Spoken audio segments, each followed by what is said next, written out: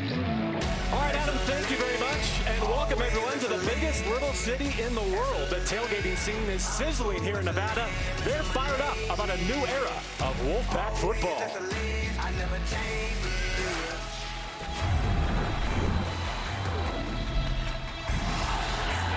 You can look in my eyes, you can hear when I speak.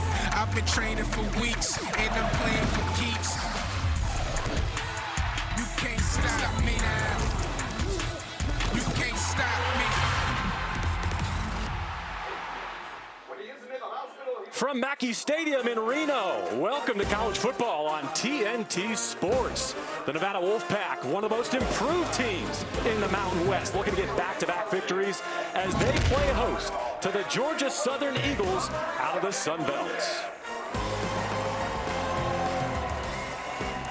And with Mike Golic Jr., I am JB Long. So glad to have you with us. The Jeff Choate era is underway here in Nevada, and he's made good on a promise to microwave the culture. Hey, listen, when you're going to try and cook something fast, you need to do it with the right ingredients and the right chef. And Jeff Choate comes over after 2 years, helping build that culture that we've seen make Texas one of the best programs again in college football. And alongside over 56 new players on this roster, Jeff's got them buying in and believing early and competitive in their first 2 outings. Yeah, from his opening press conference, he has promised a run-first approach on offense. His quarterback has delivered. So, too, has his portfolio of running backs. Yeah, you've got a nice triple header in the backfield surrounding Brendan Lewis, who's going to be a huge part of that ground game there. Sean Dollars, your returning rusher from last season here at Nevada. But Savion Red joins Coach Choate from Texas. He's been their leading rusher through 2 games. Patrick Garwo, though, multi-touchdown outing in their last game. And they really think with his physical tone in that backfield alongside all that speed, they got a special ground attack to help be the foundation for this team. As for the Eagles, they had a fourth-quarter lead at home against the Mountain West favorite Boise State last week, and they might have the top NFL prospect in the Sun Belt in their running back, Jalen White. Yeah, when we talked to both staffs, they quickly identified Jalen White. The physical profile is pro-ready,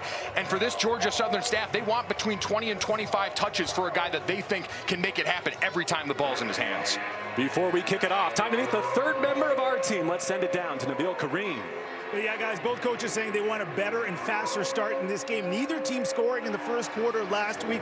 The offenses, frankly, did not look good, and the numbers backed it up. Now, we talked to Clay Helton, and he told me, hey, listen, we got to get the tempo going early on in this one. He wants his offense to be ultra-aggressive right from the get-go, wear down the defense as the game progresses, so that's something to look out for. Helton thought they did a nice job of that in the third and fourth quarter versus Boise State when the offense really started to hum, guys. All right, Bill, thank you very much. It is a steamy late afternoon as you get a look at Clay Helton, 88 degrees with winds swirling in Reno. The Eagles will kick it off. Marquise Ashley is back to get things underway for the Wolfpack. They'll have a chance to equal their win total from the last 2 seasons here tonight. Ashley up the hash marks, crunched at the 15-yard line. And that's where Brendan Lewis and this Nevada offense will begin. Starting this off with some energy. I thought the flyover was going to get everyone going, but this hit set the tone for a Georgia Southern team that's going to have to come out right away, JB, and answer some questions about their ability to play assignment sound, gap sound football after watching one of the best running backs in the country go for a big, big day against them last week. Well, tough to ask for more from Lewis. He has been sensational, especially when it comes to ball security. Garwo's offset left to begin this game. They put it his belly. He's got the edge. And a stiff arm as he's above the 20, run out of bounds. He wasn't a factor in the opener, but you felt his presence last Saturday. Patrick Garwo III. Last week, his 3rd career multi-touchdown game, the former All-ACC second-teamer from 2021. And you see him, he's a compact, one of those muscle hamster-type running backs, but enough burst to get around the edge and give them a manageable second down. Give Mark Stampley the second to tackle there, returning starter in the secondary, this Georgia Southern defense. A 2-back look now. A flag flies, the ball's loose, and if that stands, it's the first giveaway of the season for the Wolfpack. Davon Gilmore leaving the field with the football.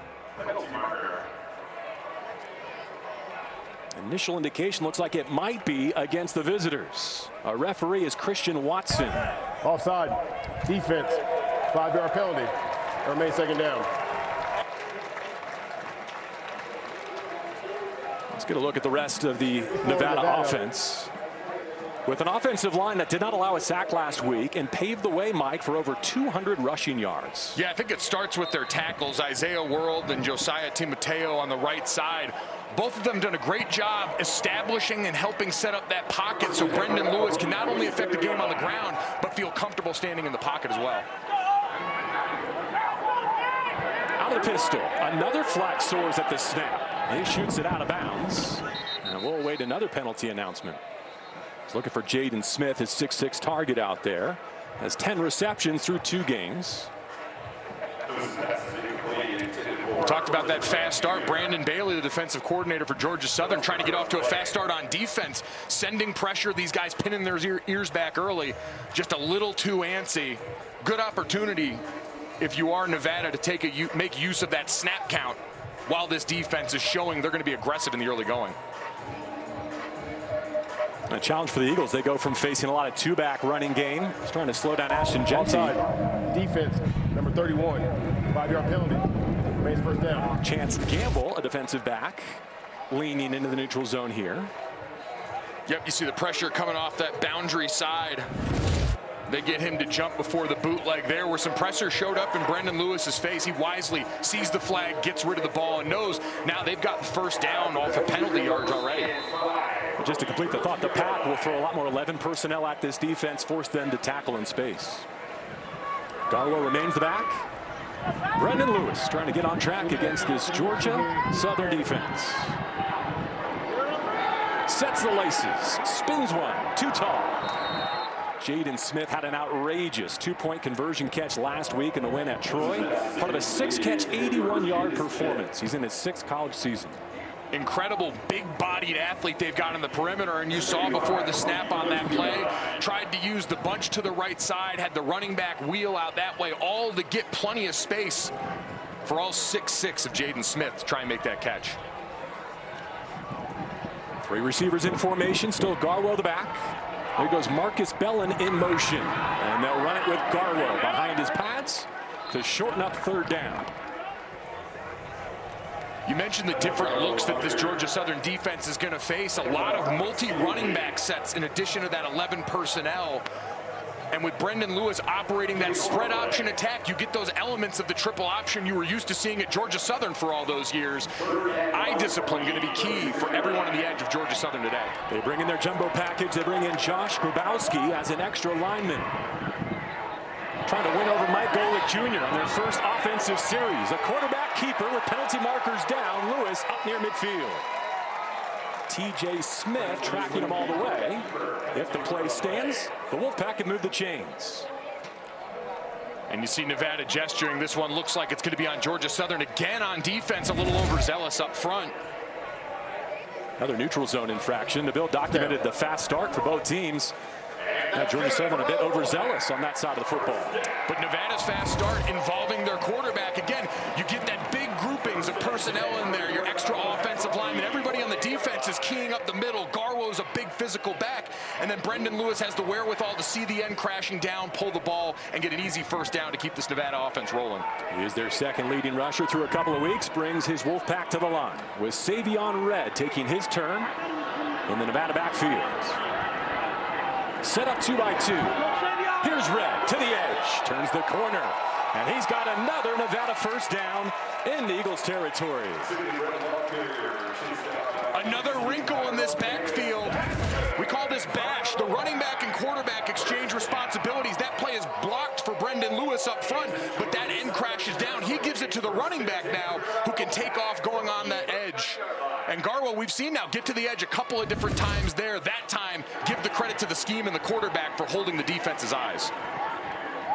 And Coach Schott told us these running backs, they're running for their carries, and it's showing up. We've seen a mix of Garwo and Red so far. Now play action. Moving the launch point. Brendan Lewis with a penalty marker down. We'll live to see 2nd down. Only had 3 incompletions last week. He's been so good with his feet, but I thought he won it last week at Troy with his arm late. That was the biggest difference between week 0 and week 1 for Nevada and for Brendan Lewis at quarterback. More comfortable standing in the pocket, taking what the defense gave him, where he bailed on some good pocket looks, I thought, in week 0, I should say, against SMU. Holding. Offense number 56. 10-yard penalty. They remain second down. They catch left guard Tyson Ruffins there, who was the Mountain West Freshman of the Week for his performance in the opener against SMU on this field against a reigning conference champion. The Wolfpack had a double-digit fourth-quarter lead. And for Jeff Choate, as he tries to microwave that culture we talked about here, part of that is learning how to win. And that's something that I think people pay lip service to sometimes, but it's in those critical moments. He mentioned, hey, late in that game, in that win against Troy, they had to kind of get with their players on the sideline and remind them, hey, settle down, don't ride the emotional roller coaster here. We can go out and close this game. That competitive composure, I like that phrase. We might use that at some point here tonight. Play clock getting short. Lewis has it. Gives. Savion Red some short yardage. This time, Georgia Southern stacks it up. He came with Coach Choate from Austin, and they believe he's a next-level talent, a violent runner, which is the best compliment they can give a running back. Began his career as a wide receiver at Texas, played quarterback, running back, wide receiver in high school, moonlighted a little of a Wildcat quarterback as well at Texas. So another guy giving them versatility in that backfield group. 2 backs flanking the quarterback, Brendan Lewis. Got a long way to go on second down. To the air, clean platform. That's on time and on target. Back near the original line of scrimmage, Cortez Braham Jr. gets his first reception. And all of Nevada's catches here in 2024 have come by transfers. It's a huge part. We mentioned 56 new players on this roster. And getting that relationship going early in this season between quarterback and all those new players going to be paramount as they face a 3rd and long here, where again you haven't turned the ball over all year. You're across midfield. Brendan Lewis makes smart decisions. A gain of 5 there on the reception by Braham. Let's see what they can get on 3rd and 14 outside of field goal range. Lewis drills it middle. That's collected by Smith.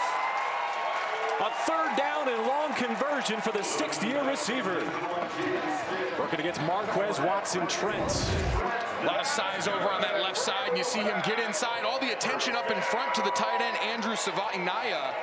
And it opens up just enough of a window for, again, all 6'6" of Jaden Smith. Great job standing and delivering, like we said, for Brendan in the pocket. And now they get a chance to get downhill again with this rushing attack. They bring Patrick Garwo back in. Caleb Ramseer joins him in the backfield as well. That's Jace Henry, the tight end, right. And they're going to follow him to the edge. Lewis on the keeper. Untouched to the 20. Slides down to the 15 with another first. Give Chance Gamble to tackle, but Lewis and the Wolfpack have some traction. Little veer option on that play now. And how about the finish here? You see Brendan Lewis stress the edge, get to the second level, and then lower a shoulder as he gets to that secondary. That'll fire up a Nevada sideline. He's right over by all his teammates. Nothing will get you juiced quite like seeing your quarterback go out there and finish physically at the point of attack.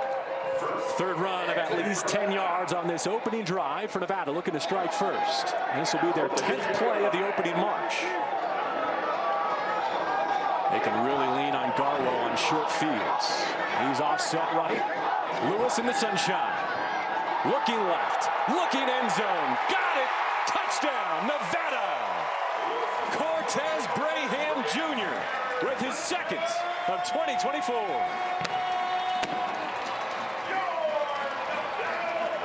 And JB, they won that with the split right away on this formation.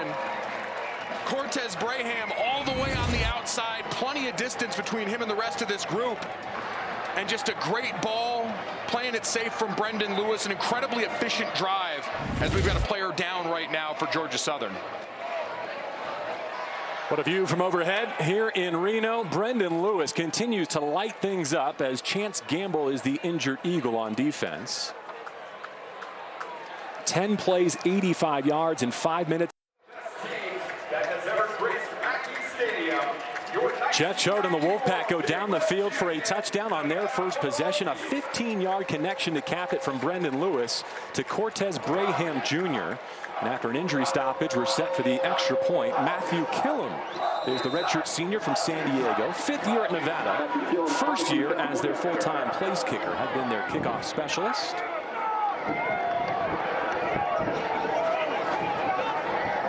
.88-degree breezy temperatures.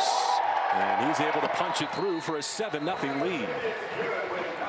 So 10 plays, 85 yards to open this one, and here's the touchdown. You see all the space Cortez Braham has to operate physical at the top of the route against Tracy Hill, the defensive back. And you see before the snap here how wide they've got him from the rest of the formation. Those 2 receivers inside occupying 3 guys. Getting one of your best athletes one-on-one in space. Football can be a complicated game at times. They made it very simple there. Mentioned it's Cortez's 6th college season. 1st at Nevada, after 2 at West Virginia, 3 at Hutchinson Community College. He played in West Virginia's first 4 games last year before preserving that red shirt. And they went out and got a lot of help at the receiver position in the transfer portal. It seems like they've hit on just about everyone. It's an exciting time for this program, having those guys get to develop while you've got that ground game as a basis. And Brendan Lewis, who's played a lot of football, and his football journey hasn't always been great. There's been a lot of ups and downs, but this staff wasn't focused on what came before they got here. They believe they've gotten the best out of him, both as a worker on his own craft, but also as a leader for the rest of this team. That's DeAndre Buchanan, deep to receive for the visitors. And Georgia Southern looking to answer with their first possession. J.C. French, the quarterback, awaiting his turn. That kick goes out of bounds before it reaches the pylon, so he'll get good starting field position. Free kick out of bounds. Nevada. Georgia Southern is likely to take the ball at the 35-yard line. 1st down. So French last week in his first game as a starter went up against Mountain West favorite Boise State. Passed for 28 of 50, 322 yards, 2 touchdowns, no turnover, just like his counterpart Brendan Lewis for Nevada. He also ran for a touchdown. The interesting part, though, Mike, his coaches told us he didn't really settle in until he took one in the kisser. It's amazing. You know, Ryan Apple, their offensive coordinator, Clay Helton, been around a lot of high-level football. You try and scheme some easy things, some layups for your quarterback early on. You never anticipate that maybe getting smacked in the mouth will be the thing that finally settles him down. Jalen White is his 5th year back. That's Tyler Fromm, a tight end in motion. First offensive play for the Eagles. We'll see a lot of Jalen White as he stumbles through the right side. And here in his 2nd start today, J.C. French will be working with a new center. Chance Carroll is going to play for the injured Chandler Strong. It's his first career start at center. He started his career with 4 years at North Carolina. French on the ball. 2nd down. Here comes the rush. They're able to complete the pass to L.V. Bunkley Shelton. He makes a move for a 1st down near midfield. Drew Watts collects his first tackle in the middle of that Nevada defense. Great job by French, seeing the pressure coming from the 2nd level, throwing right where it's coming from, replace the blitzer. An easy 1st down pickup. Gain of 12 now from empty against a 4-man rush. Pocket breaks down. He escapes. Able to make something out of nothing. Forward progress for a yard. Watts grabs him again. And this is my biggest question for Georgia Southern coming into this game. Their offensive line against Boise last week struggled a bit with some twists and movement up front. That time they get Caden Johnson, the great defensive end for Nevada, coming inside, getting a free run at the quarterback. But J.C. French, one of the things he does well, maybe not as fleet of foot as his counterpart Brendan Lewis, but good enough to get you some earned yards on a scramble like that and a more manageable 2nd down. French spread it around to 11 different Eagle pass catchers last week in the loss at home against Boise State. Back to the ground game. Hit in the backfield, but stumbling ahead for progress, O.J. Arnold. Saw penetration from Naki Matealona. Knock, knock, their enforcer. We'll call his name quite a bit tonight. The 5th-year linebacker, part of a great group here next to Drew Watts that play fast and downhill. JB, when these guys see and believe they understand the picture, these guys will pull the trigger as well as any linebackers you'll watch. Arnold in the backfield. French wanted a free play, no marker down. He goes vertical, and there's the flag. 2 of them, in fact, as Keyshawn Cobbs reeled it in, but it was out of bounds. A couple of the Wolfpack players hoping this was uncatchable. L.B. Bunkley Shelton was the target for French. French thought he had the free play. He just threw that up there. Pass interference. Defense number 24. 15-yard penalty. An automatic. First down. They got Chad Brown on the pass interference, a 6-year player. They're 24 in blue. And a great job by Bunkley Shelton coming back to the football there, putting Chad Brown in a tough position. Chad Brown gets a lot of footballs going his way because on that other side, Michael Coates Jr., great defensive back for Nevada. Pretty difficult for opposing quarterbacks to throw at. At the match point, French wants to deal. Vertical, end zone, touchdown! Joshua Thompson, the fastest Eagle. His first catch of the season goes for 6.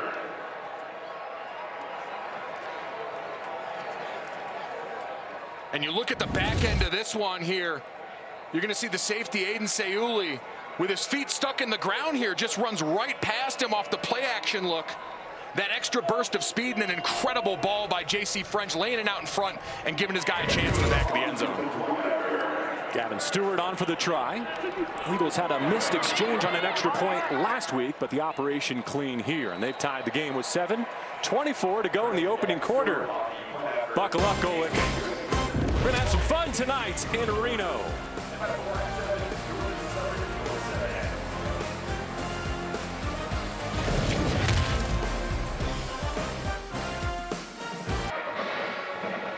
Mountain West on True TV is brought to you by Progressive Insurance. Protect the stuff you love with Renters Insurance. Back in Reno, tie game. Mike Golic Jr., J.B. Long, Nabil Kareem on our sideline, and a touchback gives us a chance to look back at the 35-yard touchdown from J.C. French. And just speed to burn. This safety room lost a lot of production from last year, did Nevada. That time you see Aiden Seuli with his feet stuck in the mud.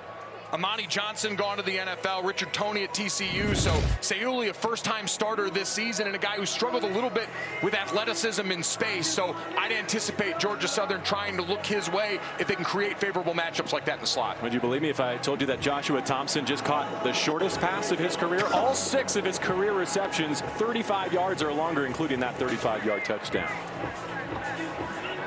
Yeah, it's got any defensive coordinator. Speed's the #1 thing that keeps him up at night. Plenty on display there.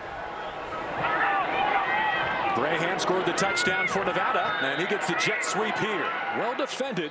Out on the perimeter, Tracy Hill Jr. with help from Reed Dedman. Let's go down to the sideline. Here's Nabil. Hey, guys, you saw Chance Campbell go down in that first drive of the game. He was getting some work done under his lip. His upper chin area seemed like a nasty cut. There was some blood there. But the good news, he is back in the game, as you just saw there, guys. All right, thank you, the near side corner, as we view it. Chance Campbell, a redshirt junior from Fitzgerald, Georgia. Spent the past 3 seasons at Kennesaw State. From the pistol, Lewis to the air. Well protected. Hits the crosser.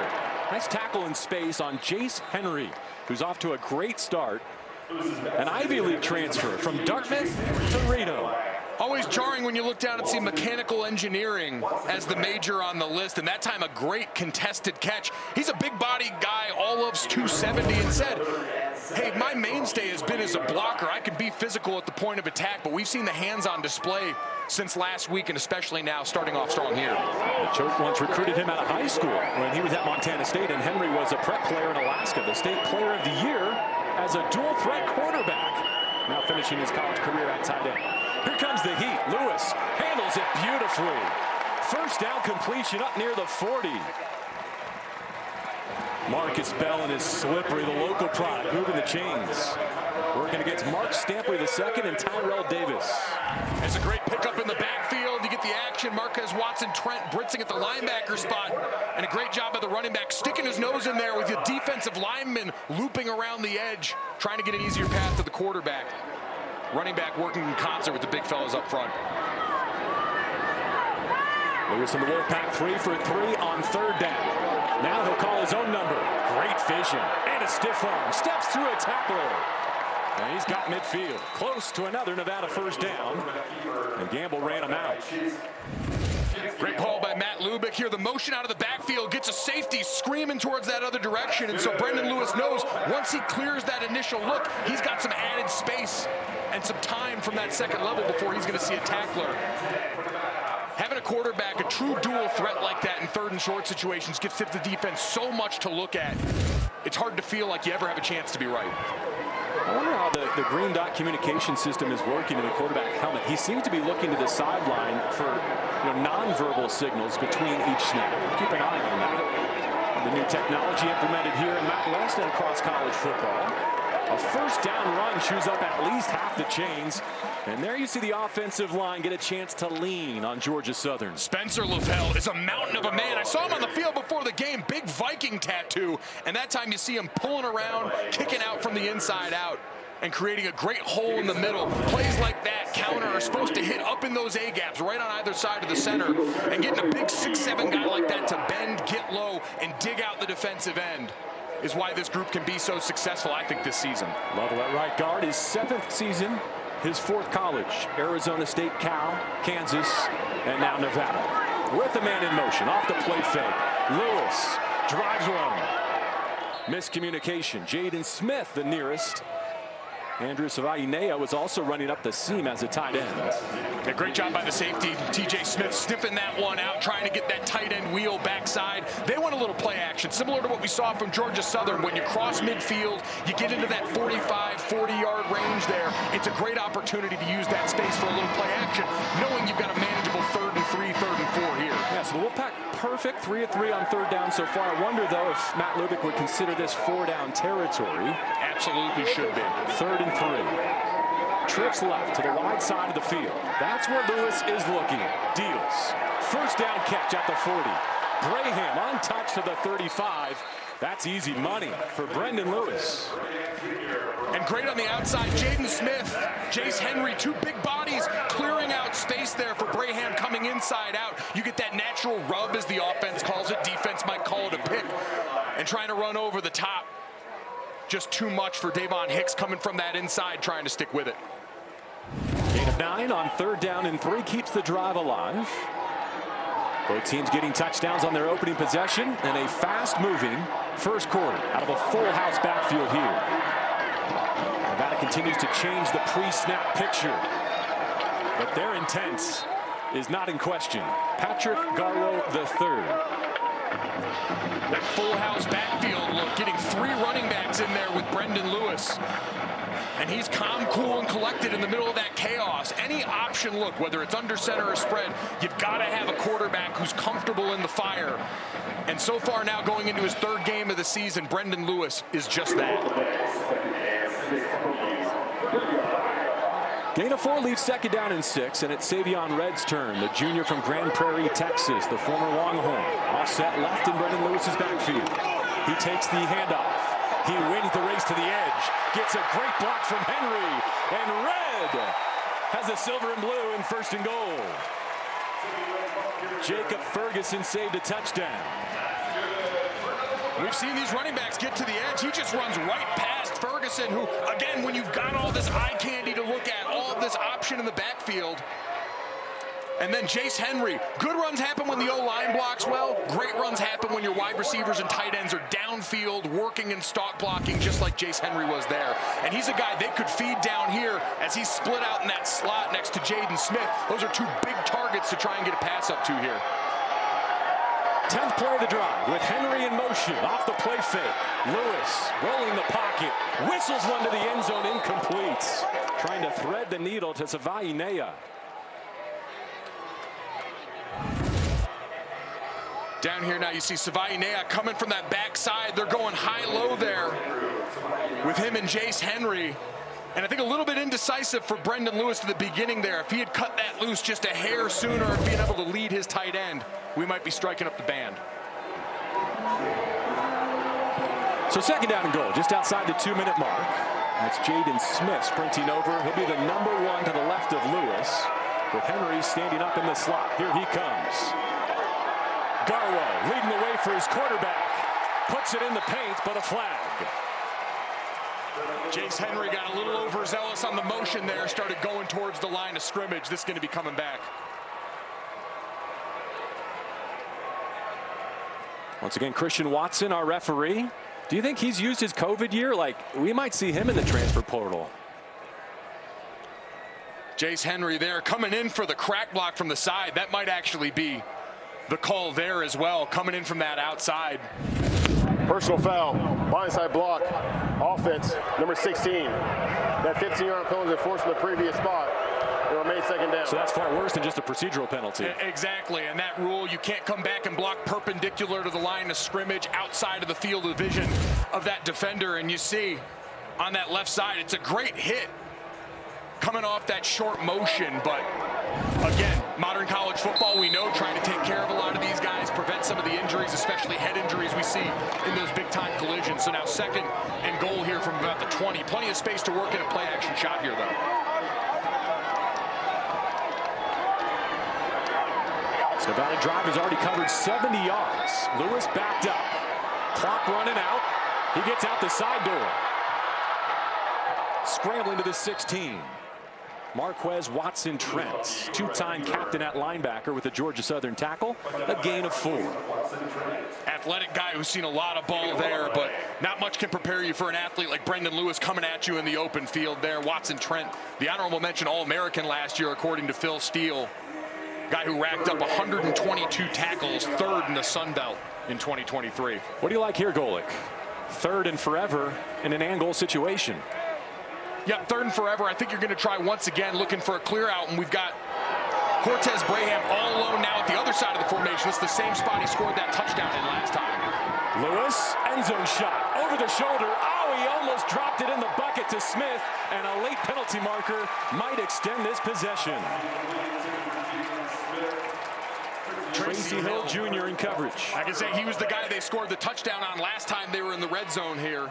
Jaden Smith trying to track this over the shoulder. And you see him getting a little handsy. Usually he can get away with pulling around the waist there if it's not too obvious. And since Smith didn't come back to the football, I'm surprised they called that. But right there you can see that right hand clearly pulling down around the waist. Interference. Defense number 12. By rule, the ball is placed at the 2-yard line. An automatic first down.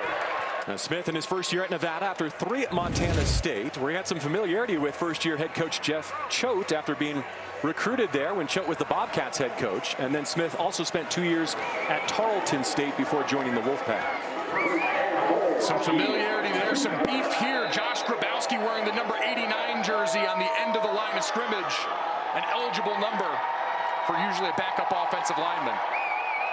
Trying to help the Wolfpack extend their prowess early in this season in the red zone. Patrick Garwo III is the back. He's got the handoff. No, it's the quarterback on the keeper, punching it in. Brendan Lewis for 6.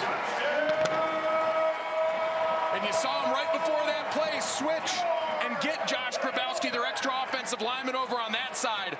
But what I love here is the block that you get from Patrick Garwo, a guy who's been featured plenty with the ball in his hands here, but comes across the formation and not afraid to lay the lumber on that All-American linebacker we just talked about.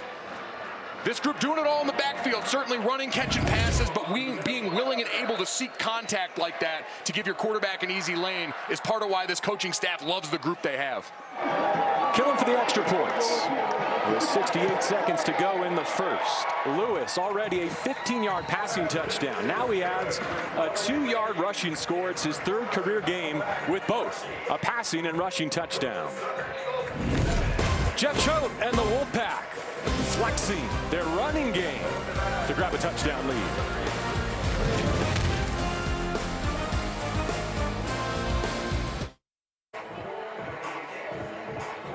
A legend is born. Don't miss the thrilling origin story in Furiosa Mad Max Saga, streaming now exclusively on Max. Just a short drive from Lake Tahoe, where Mike Golic Jr. kind of bridged the gap between your Burning Man stint and tonight's Mountain West contest here in I Reno. saw my dad play some god-awful golf out at South Lake Tahoe for the Celebrity Classic they had out there. I love you, Dad. Hopefully year 3 goes a lot better out there. Beautiful scenes. Touchdowns on the first 2 possessions for the Nevada Wolfpack as they teed up and kick it away to DeAndre Buchanan. And another touchback here Well, good thing we got Nabil to set the stage for us and tell us that neither team scored in the first quarter last week. We've seen nothing but touchdowns so far. All gas, no breaks, and part of starting fast is your play callers have to be comfortable putting your players in position to go and do that. And we've seen for Nevada, who's been more of a run-based offense, they've called plenty of shot plays to get them down in that red zone and in striking distance. And in Georgia Southern's first drive, Ryan Applin draws up a great play-action pass of their own, a deep shot that gets them on the board. Let's see if they get Dalen Cobb involved now, a guy I think has a ton of juice, number 1 in white. Great wide receiver taking over in a room that lost one last year. And Josh Dallas, the motion man there. So 3 to the left of J.C. French as he takes that snap out of the pistol. And a handoff through the left side, a couple for O.J. Arnold. You saw Clay Helton there. He's perfectly fine with this pace. He would love to run 80 plays tonight on offense. Certainly, they're well equipped for that as they go a little bit of tempo here on 2nd and 8. French, their redshirt sophomore quarterback. Off the play fake. Steps up in the pocket. Throws on the run. That's a nice catch by Derwin Burgess Jr. for a first down between the 40 and 45. Great patience by J.C. French on that play. It's what we saw earlier in the day if you were watching Quinn Ewers in Texas.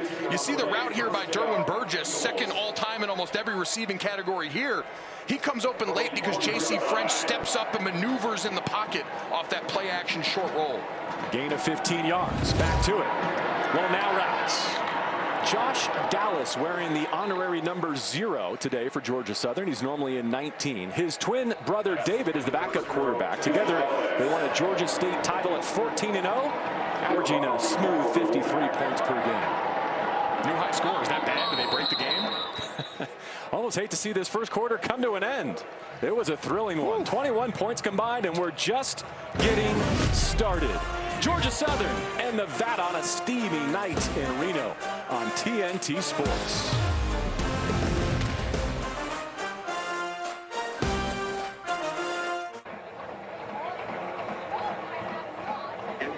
All right, welcome back to Reno, Coach. Your offense looking smooth on those first 2 drives. What allowed you guys to be so efficient?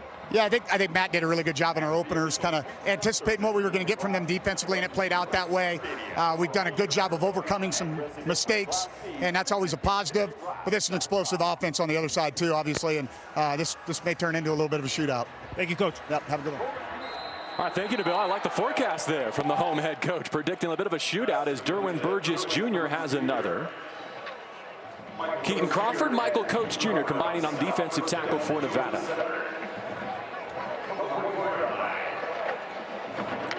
Catch good for a first down. Here's a reverse and a pitch back to J.C. French.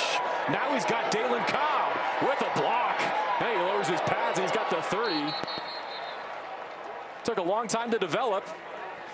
Looking forward to seeing that scoring decision, Golick. Just the amount of times the ball change has had me dizzying. It's like aces coming out at the blackjack table out here in Reno. But getting the ball into Dalen Cobb's hands, again, a good idea. A guy with great run after the catch ability and able to lower the shoulder as well. 15 yards. I think we need next-gen stats to color that one in for us. French steps up, throws on the move. That's nearly picked. Keaton Crawford, first year at Nevada after 4 at Texas. He's a high-level athlete. Usually getting a receiver like Derwin Burgess matched up against a safety's bad news, but Keaton Crawford, you see power 4 athleticism from that guy all over the field. Honorable mention Big 12 special teamer last season and been a huge boost. One of the many transfer players on this team making an early impact. He's always been a special teams ace, great kick returner. Now he's trying to fortify his case as a potential pro on defense, and so far so good. Pro Football Focus has him as one of the top-rated safeties in college football through 2 weeks of action. Second down for French. Short drop. Oh, it's on the turf. His lineman dives on it. French wanted a mulligan there. Bryson Broadway, the right tackle, saves the possession. I think you can see right here the linebacker, number 36, Mataliona, getting his hands up. Oh, no, the ball just slips out there. That's incomplete. Lineman in the back, that should be incomplete, and they should get some yardage back off that. Ball in his hands going forward. Always the key to look for on those plays. After review, replay determines the incomplete pass. 3rd down. Love the expedited review with the folks upstairs helping to get us back on track, and that'll bring up the first 3rd down that this Georgia Southern offense has faced today. They're getting them back out in the field right now. Georgia Southern trying to steal a little bit of a timeout there, but again, with J.C. French, the ball going forward in his hands with control, an incompletion as opposed to a fumble, but right to try and jump on that and ensure they've got the opportunity for a third down, just more manageable now.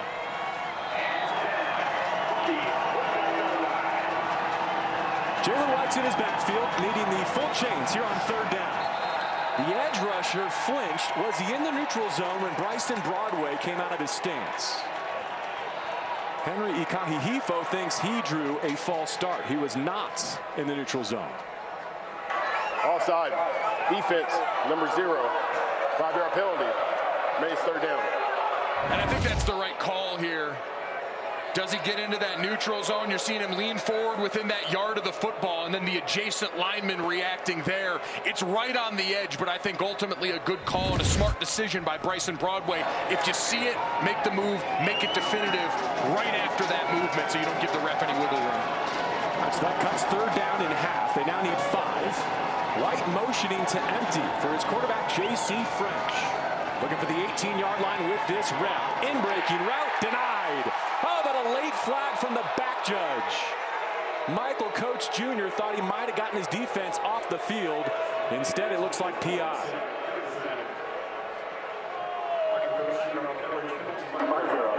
Pass interference. Defense, number 3. It's a spot foul. And by rule, automatic first down. Similar to what we saw in the pass interference call against Georgia Southern earlier, I think it's that back arm, that right arm, as Michael Coates Jr. tries to go around the front. Again, veteran player like Michael Coates Jr. usually can get away with that a little bit. But these officials today, early on, it's been consistent on both sides. If they see you grabbing with that offhand, they're going to throw the flag, so now you as the defender have to adjust. 7 combined penalties accepted against the 2 teams so far. That's Tyler Fromm, the tight end, in motion. First down, French pulls it out. He's engulfed. Drop for a loss. Ikahihifo makes quick amends, and they lost so much on the edge. They only brought back 2 sacks from that position, so they're really leaning on him. Ikahihifo, who started off his career back in 2019 here as a tight end. The prodigal son returns home, this time rushing the passer. Loss of 2. French changing the play in the formation. Still has 15 seconds to work with on the play clock. Here's second down. Off play action.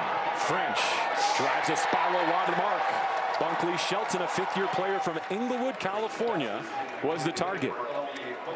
Clay Helton originally recruited him to USC. Bunkley Shelton went to Norman, played at Oklahoma, and then Arizona State before arriving at Georgia Southern. That's the one place now from last week to this week. J.C. French still struggled. They tried to start him off last week with throws outside the numbers, and the timing just not there with the receivers. Would expect to see him go back over the middle on this play here. Potentially your big tight end, Bo Johnson, lined up there on the left side in the slot. 10th play of the drive brings third down and 12. The Nevada defense trying to get the first stop of this game. French whistles one low into the outside. It's caught, but it's short. Marcus Sanders Jr. at the 12. 4th down in the offense, staying on the field. Now here comes the field goal unit. We talked about those throws to the outside. This time here, great job by Marcus Sanders Jr. getting his hands underneath, firm control the whole way. No question that that's a catch. And just a little long. I think if you're 4th and 1, it might be go zone, but I like this decision to take the points in what's been a shootout so far. And Gavin Stewart made his only field goal try last week, now from 30 yards. And the left hash. And the right-footed kicker has 3. Clay Helton applauds on the Georgia Southern sideline. He felt his team lost last week's game against Boise early on in the first quarter. They're hanging with Nevada here in week 2.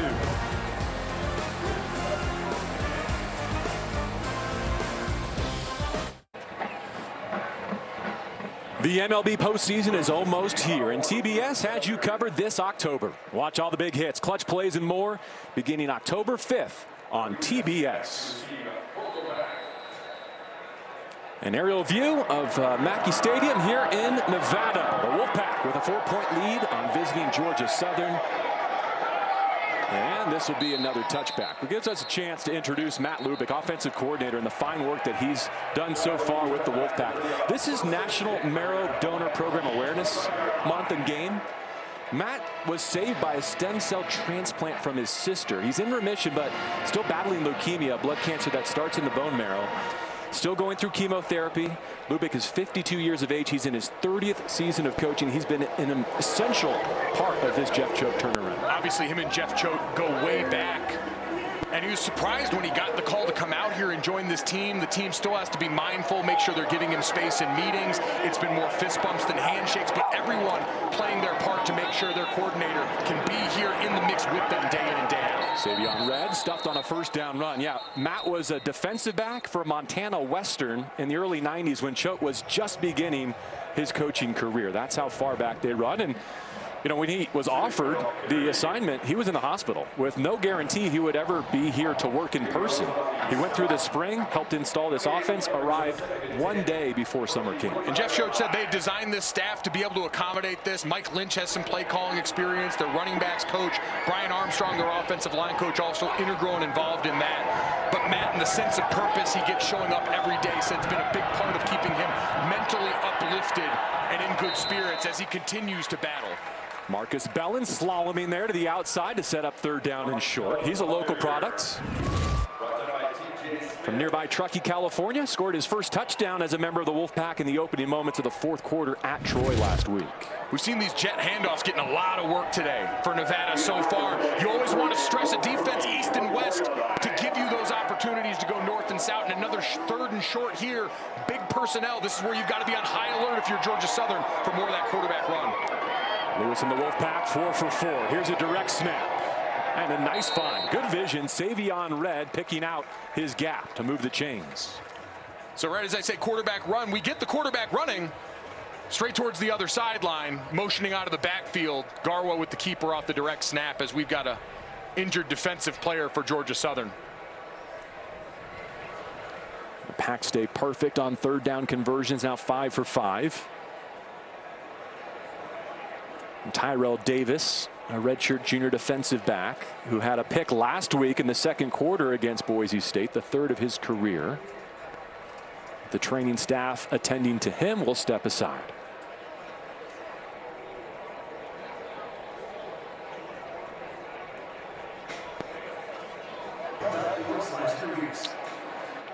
On this third down conversion, a direct snap to Patrick Garwo, the third. Tyrell Davis shaken up in the Georgia Southern secondary. You see him coming in late there. Head jarred on that hit. Left side gets rolled up a little on it. Not sure what their injury was. Hopefully see him back out there soon. It was a first down carry. Lewis back at the controls. Pressure from his right. Wobbly ball flutters incomplete. Isaac Walker got to the quarterback. Redshirt junior defensive lineman and a preseason All-Sun Belt selection. That's Davis. Davis in a considerable amount of pain there. You mentioned Isaac Walker for this defensive front for Georgia Southern. It's a guy 6 sacks, 5 forced fumbles last year, led the Sun Belt. Disruptive, dynamic athlete, really quick off the ball. He's one Brendan Lewis got to kind of have eyes in the back of his head for and did there. The Ramsier on the hit. Garwo in the backfield. Little option look here. Lewis right at the line of scrimmage. No gain. Third and long coming up. Dave Von Gilmore gave his defense a chance to get off the field for the first time today. Gilmore, that is a big body coming out. And you see Lewis a little slow to get up there after being taken down from behind. Gilmore, all 6'2", 250 pounds from the former Division II All-American at Wingate. And you see him closing from the inside here, lays out and comes down a little bit awkwardly with Lewis going back on his legs there. Something to keep an eye on as he was a little ginger walking back to the huddle. Pack a little late getting to the line here. They've got 6 seconds to operate with. Third down, the full chains. See if Lewis can throw for it. Instead, he's decked. Isaac Walker again. That speed we talked about converted into power, and that was deadly for Josiah Timoteo on the right side of this offensive line. He's bailing out of there so fast, trying to account for the speed, and a great job using that power up and under pushing him aside, akin to that old Reggie White hump move. Well, 2.5 games, that's only the second time that Brendan Lewis has been sacked. Gives Georgia Southern a chance to get the ball back, perhaps go take their first lead. LV Bunkley Shelton is the deep return man as Guy Gillespie, a first-year JUCO transfer, will punt it away. Fair catch signaled for and taken at the 30. That's where J.C. French and the Eagles will start a new drive. All right, so we're talking about National Marrow Donor Program awareness, and this was at yesterday's practice. Not just Matt Lubick, a close connection to this program, but how about Lucas, a local 5-year-old who was diagnosed with acute lymphoblastic leukemia in 22 when he was just 3 years old. His family drives daily from rural Nevada here to Reno for outpatient chemotherapy treatments, infusions, steroids. He's currently finishing up his second year of treatment and is in maintenance, and it was a fantastic moment that you and I were both here to witness. Seeing the joy on his face, seeing the way the players embraced that moment, incredible understanding and a part of that culture that Jeff Choate is building around here, putting others before yourself and celebrating those moments. O.J. Arnold with the catch out of the backfield, squeezed up against his sideline. Mate Alona there on the shared tackle for this Nevada defense. Good test tonight against the Georgia Southern offense that put 45 points on Mountain West favorite Boise State last weekend. And we mentioned that fast start, 14 plays of 10+ yards against Boise State, who, listen, Kane Ione knows a lot about, was the former co-defensive coordinator there, so a similar structure Georgia Southern seeing here 2 weeks in a row. Gain of 3 leaves second down 7, and they'll run it.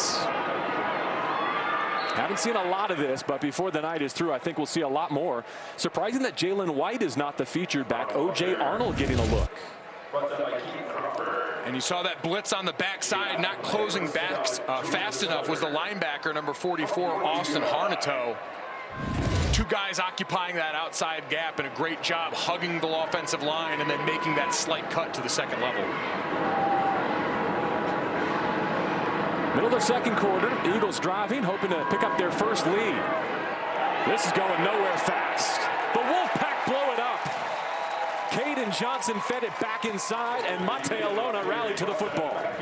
-7 on the TFL. Mate Alona gets to finish it off, but it's Christopher Ross who reads this the entire way, not fooled by the tight end bluff block coming his way, gets upfield, cuts off the man coming back around the other side, and DeAndre Buchanan, who we know an electric returner, you get the ball in his hands, they're thinking shades of Xavier Worthy from the opening night from the Kansas City Chiefs, and instead a big loss.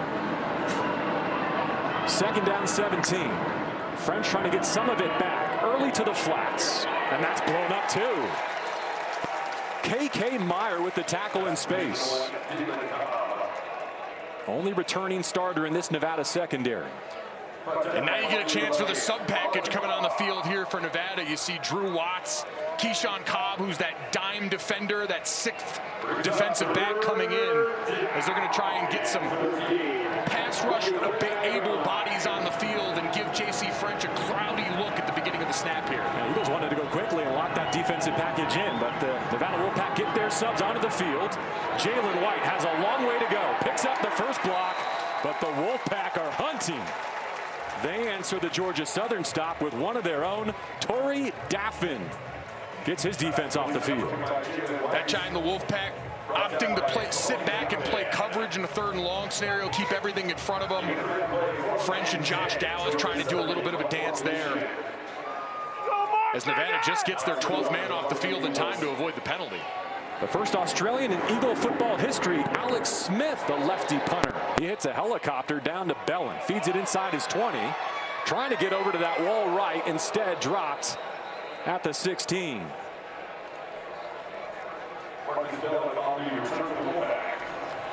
All right, this is the first time that these programs are meeting at the FBS level, but they have met in the 1AA playoffs a couple of times. 1986, our first flashback. Georgia Southern winning this one by 10. They rushed for 466 rushing yards. And then in 1990, the 1AA championship game, again, Georgia Southern wins 36-13 to claim their 2nd consecutive 1AA title, 4th overall. This is a proud program with some great history, both collectively and individually. Lewis, after his defense gets him the football back. A short run here as a drive starter. Garwo between the hash marks. He had his final season at Boston College cut short by a season-ending injury in Game 5. Was limited here in the spring at Nevada. In the fall, kind of dealing with the quad, but he's now right, Golic, and so is this Nevada running game. He's given them a different element there, and Sean Dollars has sort of been the odd man out, the leading returning rusher from last year's Wolfpack team.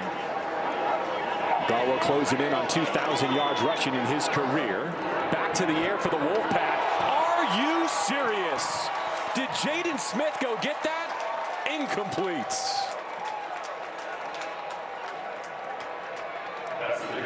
Man, that was close. Looked like he double clutched it, trying to come back over the top. You see him matched up here with Chance Gamble.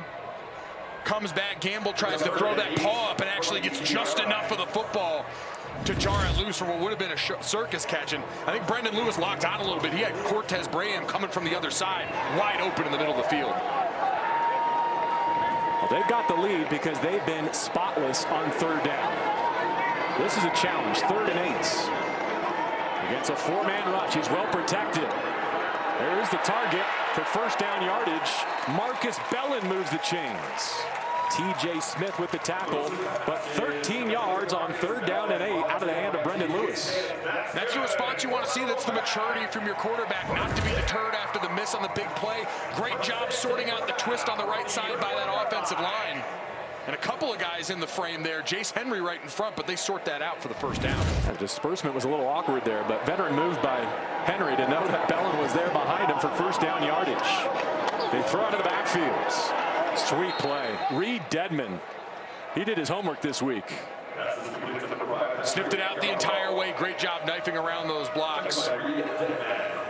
As they try and take advantage. A lot of time, the motion out of the backfield, you're trying to see if you got a guy running with the running back. Can you out-leverage him at the point of attack? Treat it like a toss, an extension of the run game. But the Eagles ready for it on defense. 4 yards on the loss. So again, Lewis playing behind the sticks. You're going to see him an empty here. A trips bunch left. Twins out to his right. Only 3 down for the Georgia Southern defense. Bellin in motion. Lewis wants the screen. Braham. Nowhere to go. Chance Gamble, who was shaken up early, locked in here. It's 3rd and long. Sniffed it out the entire way as Braham a little bit slow to get up. Tried to motion the other direction to see if they could get the defense's eyes going that way. Chance Gamble reading his keys on the backside, sees it, puts his foot in the ground, and delivers to force another 3rd and long for this Nevada offense. Jaden Smith's been the guy they've targeted on this one. He's soloed on the right side of this formation. Have to imagine they're going to try and work something for him. Looking for the 41. Gets a 3-man rush. Georgia Southern playing coverage. There's a flag. Lewis lets it go. Nearly picked. We go back to the flag in the pocket. A Lodge fall had the rush. That's what you've been able to avoid so far. Personal foul, face mask, defense, number 94. 15-yard penalty, and automatic. First down. Wow, so it goes against Fall on that pass rush to bail out Nevada and give them a free first down. Absolutely brutal for defensive players. You're tangled up with an offensive lineman. You've got the edge. You're reaching out. And just unfortunate. It's clear as day. Obviously not intentional.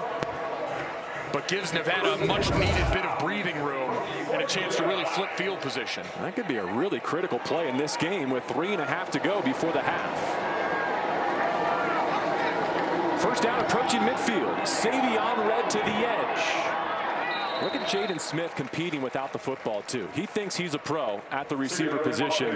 To make it to the next level, you have to make plays like these to spring your back. Matt Lubick was the one that told us there's nothing that says as much about you as a person as how much you block for your teammates. And that time you see him putting that on tape for pro scouts who are already going to love all the measurables. And Jaden's not shy either. He's on record saying when this season is over, I would like people to know that I'm the best receiver in the country. He's got a ways to go, but he's making an early case here in Reno.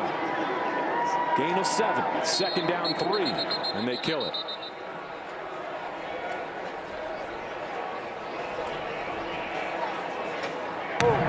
Full start. Offense, number 78. 5-yard penalty. Main second down. Goes against the center, Andrew Madrigal. 4th year in the program. And you've seen Nevada on offense. They've been trying to get to the edges all night. We've talked about it, the screen, some of the quick outs there, certainly the jet handoffs. And so Georgia Southern now countering. You saw pressure loading up off that right side, maybe saying if the edge is where you want to live, we're going to bring some extra bodies out there and try and get that back towards the center where you've got more blue hats to rally.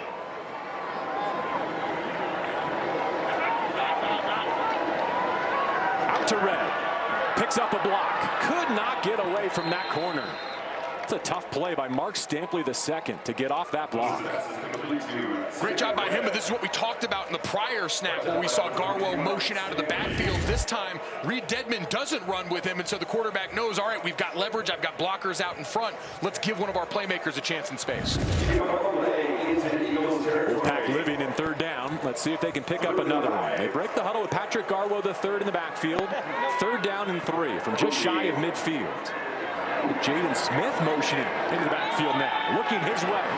Lewis running out of time. More flags fly. Looks like his scramble's going to be short of the line to gain. He did break across midfield. Yeah, that pressure from Mark Stampley in the secondary drew the holding penalty. Matched up with the running back in the backfield. Couldn't see the number. Looked like Patrick Garwo just overwhelmed at the point of attack. Offense, number 5. 10-yard penalty. Mays 3rd down.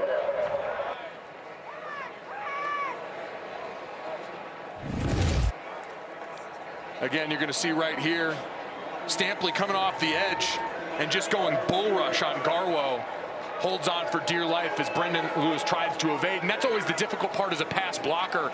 You're sort of at the mercy of what the quarterback does behind you, but when you're deposited in his lap, not much you can do. All right, we've hit the 2-minute timeout here in Reno. Nevada with the lead, facing 3rd down and long when we continue.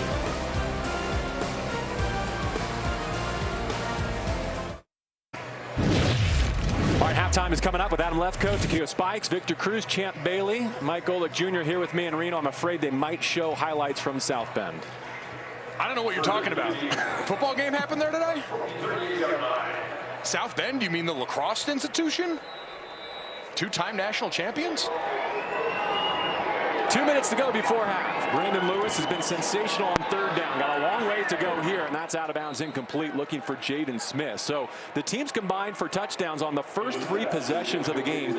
21 points in the first quarter, only a field goal since. What happened to our slugfest? The defense decided they would like to join the party, and Chance Campbell has been a big part of that for Georgia Southern. And now a great opportunity for them. Under 2 minutes left here. We just got through the 2-minute warning, not 2-minute timeout, I should say, not warning.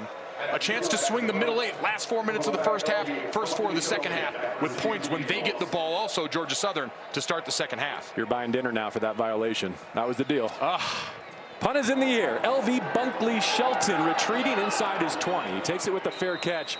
And here's a chance for J.C. French and Georgia Southern to double dip. They'll also get the ball to begin the second half. We know they love big plays here. 2-minute drill as they get going. All 3 timeouts in your pocket, so plenty of time, space to work with. The whole field open to you here. And so for J.C. French, I always liked this for young quarterbacks still early on in their playing career. And just the second start for J.C. French. The 2-minute drill sort of gets you out of your own head if you've been overthinking certain things. You go out here, you drill the plays in situations like you do all through training camp, and do a little bit less thinking and more reacting to the defense. Out of Statesboro, Georgia, and the Sun Belt East, where they were picked 4th by the media. David Badinga gets a turn, motioning on the backfield. They put it in the hands of Cobb. Kick out block, tiptoeing the sideline. The electric Dalen Cobb nearly got loose. Gain of 6. The full line cut there. The perimeter screen to the wide receiver. Great to get that started, get some momentum going in this drive. KK Meyer doing just enough up against that sideline. 2nd down 4. French gives. That's a 1st down run. Another half dozen on the rip. David Bedinga, a sophomore from Atlanta. You know, someone around the program described the running backs here, White, Arnold, and Bedinga. Like, first you have to tackle the fridge, that's White. Then you have to tackle the keg, that's Arnold. And now you have to deal with the 5'7" fire hydrant in the 2-minute drill. Russian nesting dolls at running back here. First down, minute and a half to go, all 3 timeouts in their pocket. So they can stay steady with this running game. Bedinga showing some shake. This might be coming back. A flag in the area of holding. And looks like Drew Watts down right now. The green dot player in the middle of this defense for Nevada. Number 74, 10-yard penalty. Remains first down. And Pishon Wembley, the preseason All-Sun Belt left guard, guilty of the infraction, but this is a big deal. Watts coming off a career-high 12 tackles in the first win of the season at Troy. He's a guy, honorable mention, Mountain West Conference player last year. And we're going to see the hold first on this play. Clear as day right there. Just see Wembley's hand sunk in and grabbing cloth. But now here, Watts.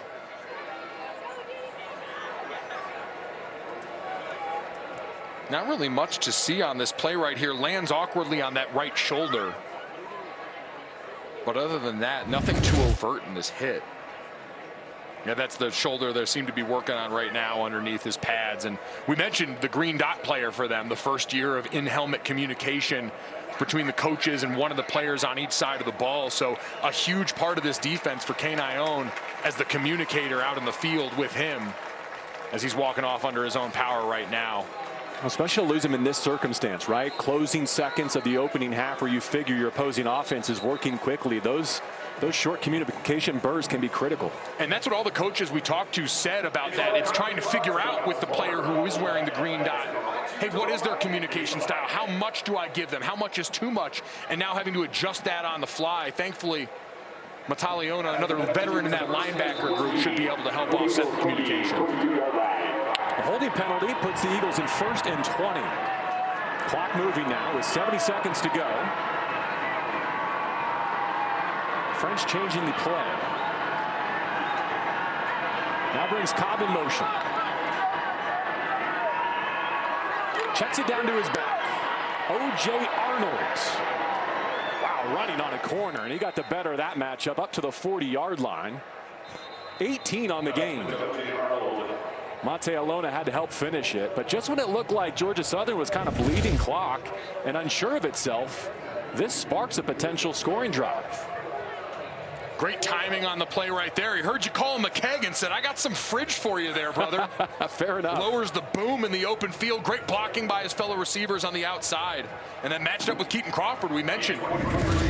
Came over with Jeff Choate from Texas. Big physical player on that back end. Got the full brunt of that one. Clay Helton using his first time out here. His back, O.J. Arnold, has a passing touchdown, a receiving touchdown, and a rushing touchdown on his resume during his time at Georgia Southern. Of course, Helton, 52 years of age in his 3rd season. He's taken this program to bowl appearances in his first 2. Got some signature wins in Statesboro, knocking off Nebraska on the road, beating rival App State in double overtime. Got to know him a bit when he was at USC, leading that Trojan program to a Rose Bowl title in 2016. 2nd down 3, 49 seconds left, nearly a pick 6. Caden Johnson would love to have it back. Boy, he called game last week at Troy, coming up with the clutch pressure and forced fumble. French never saw him dropping right here off the left side. You get the zone pressure coming from the other end. He drops back and gets right into that window. And I know he's going to get killed in the meeting room for that one, dropping what could have been an easy walk-in touchdown for him. Once a 4-star recruit, started in Madison, playing in the Big Ten at Wisconsin, now here in Reno with the Wolfpack. 3rd down 3. French will give. Arnold trying to run for it. It'll be close. Timeout would stop the clock and make it ready for play with 42 seconds. Georgia Southern still with 2 timeouts to use. They are granting the 1st down.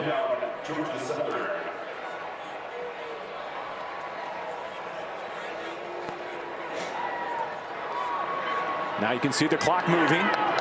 Georgia Southern opting not to use the timeout. 1st down, play fake, middle throw. Great catch. Josh Dallas nearly broke it the rest of the way. Kane Savage holds on to save a touchdown. And there's another injured member of the Wolfpack defense. There's the player we were just talking about, Caden Johnson, on the near side edge. And there's also a flag down on the play right near him, as he's in a lot of pain right now. Result of the play is a first down. After the play, a sportsmanlike conduct, offense number 75. That 15-yard penalty will force it in the run. First down. That's number 75's first sportsmanlike conduct foul of the game. All right, so the vast majority of that chunk play is going to be erased, and they move it back on the personal foul. Bryson Broadway there. Yeah, penalties really upending this drive for Georgia Southern. And obviously for Nevada on the other side, you mentioned Caden Johnson, what an important part of this team he is, along with Ika Hihifo, two really dynamic edge rushers that to go along with that cornerback room make a lot of plays for this defense.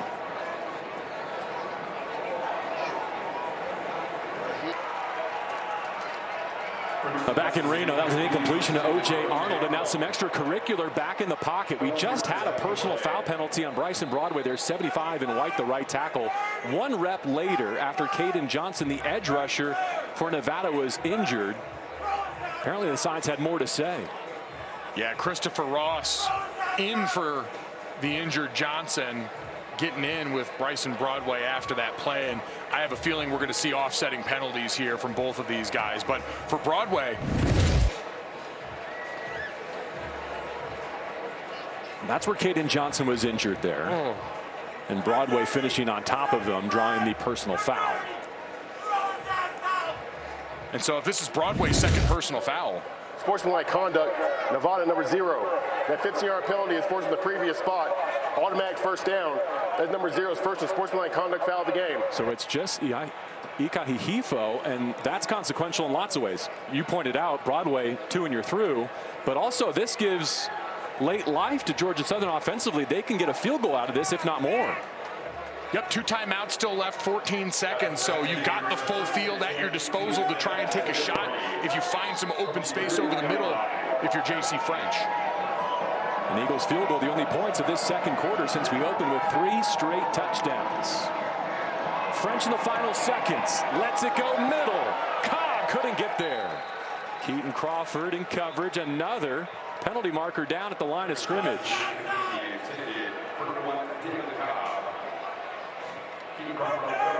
And Bryson Broadway seems to be fired up again after that play. Christian Watson, referee, talking to Clay Helton.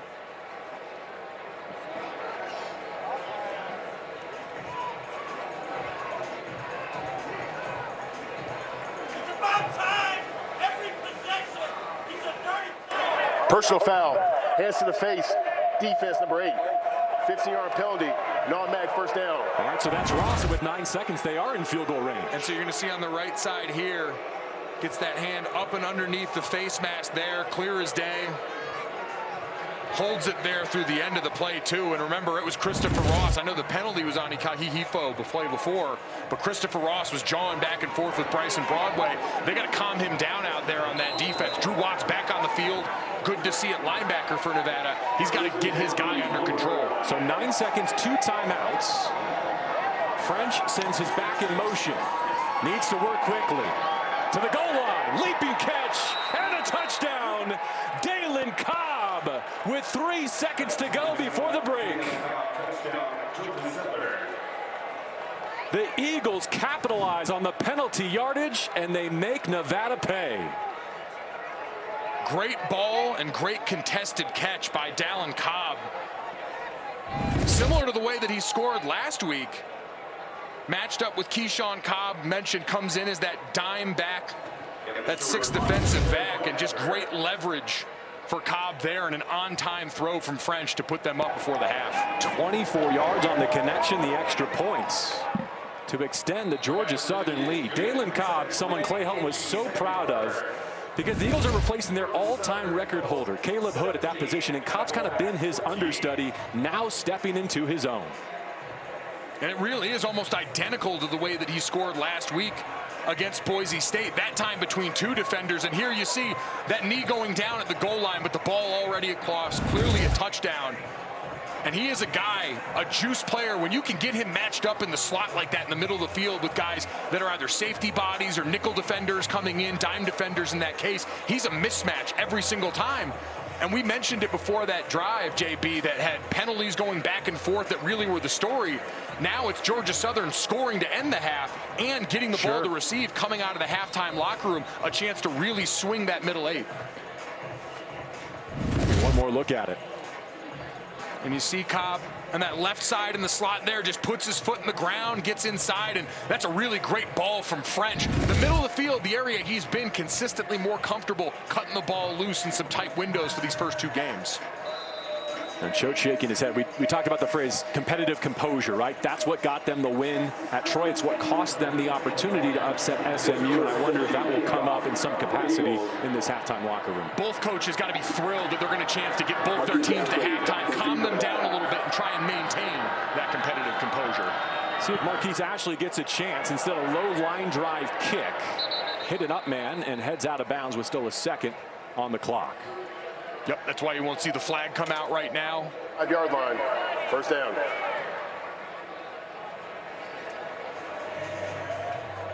Well, this was expected to be competitive, a close game, and it has been. Played entirely within one score through the first two quarters. Yep, give both defenses credit, have responded well, but penalties were the story earlier. Remember, for Georgia Southern, extending Nevada's drives early on here. The targets outside that have gone to Jaden Smith at wide receiver have drawn some flags that have gotten them good chances against Tracy Hill. And now it looks like they're going to get ready to bang a knee here and take this thing to the halftime locker room and regroup. Yeah, penalty-aided, 8-play, 80-yard touchdown drive before the halftime break for Georgia Southern. Clay Helton and company on the road where they have not won since early last season, trying to snap a 5-game road losing streak and get in the left-hand column for the first time here in 2024. Nevada will regroup. They've got a chance to match their win total from each of the last 2 years if they can hold their home field here tonight. Adam leads our studio crew. Coming up next.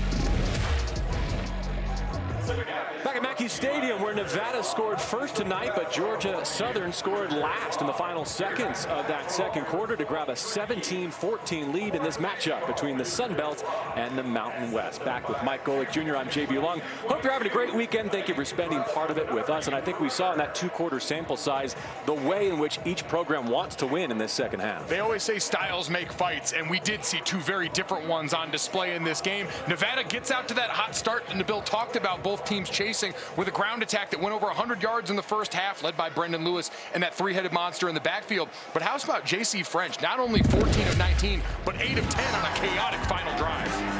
Well, yeah, he did a lot of great work, but Nevada was its own worst enemy. 40 yards of penalties on ultimately an 80-yard scoring drive there. You see the hands to the face from defensive lineman Christopher Ross that sets up a great touchdown strike to Dalen Cobb, who was sensational in the first half, makes the tough catch that puts Georgia Southern up with a chance to extend that lead now as they get the ball coming out of the halftime locker room. Let's find out what Nabil learned at halftime. Yeah, guys, I spoke with Jeff Choate at the half, and he said they gave up too many explosive plays that really hurt them in that second quarter. Penalties and a loss of composure were also evident in the last 15 minutes. He said his message to the team at the half was very simple. We need to fall in love with the run game once again. We got distracted. We got away from it. That's what we do best. That's how we open up our offense, so let's get back to it. DeAndre Buchanan will not get a chance, and that kind of confirms what we thought, right? I'm not surprised to hear what Nabil just reported, but here's the thing. Georgia Southern has a chance to double dip, to score going into and coming out of the half, and if they make this a 2-score game, Nevada may not have as many options to play the style they want to. No, and that style has been what's allowed Brendan Lewis, in part, to keep a clean sheet, to not turn the football over, turning him into a straight drop back passer, not where he's most comfortable, not where that Nevada offense is most comfortable. So a lot of pressure on this defense right now that so far coming out of the halftime locker room going to be without Caden Johnson, their star rusher, who was injured on that final drive. What'd you make of French through 2 quarters? Looked really poised, saw that development kind of like we saw from Brendan Lewis from game 1 to game 2. Let's see if he can keep going in the second half. He has also been turnover free so far this season. Begins his 3rd quarter with a drop. Marcus Sanders Jr., who had a costly fumble last week in the loss to Boise, puts it on the turf. And credit to Ryan Apple and their offensive coordinator, Clay Helton. They've also schemed up some great throws like that to get the ball out of his hands quick.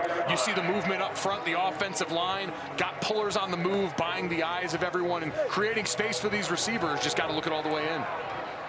French, a former top 25 recruit in his class, began his college career at Memphis, where he did not play before entering the transfer portal.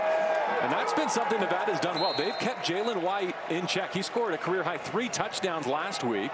He's on track to be Georgia Southern's rushing leader for the 3rd year in a row. Ate Alona triggered through. And now he's the one a little shaken up. Oh. Nope, never mind. That's not him. That looks like Ika Hihifa, perhaps? Yeah, Henry's walking off under his own power. We just mentioned already know Caden Johnson out there. So now the 2 guys that were a strength of your defense on the edges dealing with backups in there on a pivotal 3rd and 11 where they got a chance to get off the field and help out that offense we just talked about. They run Jonathan Maldonado, a redshirt sophomore at 6'6", onto that edge position and a known passing situation from French. And the Wolfpack pitch a 3 and out to begin this 3rd quarter.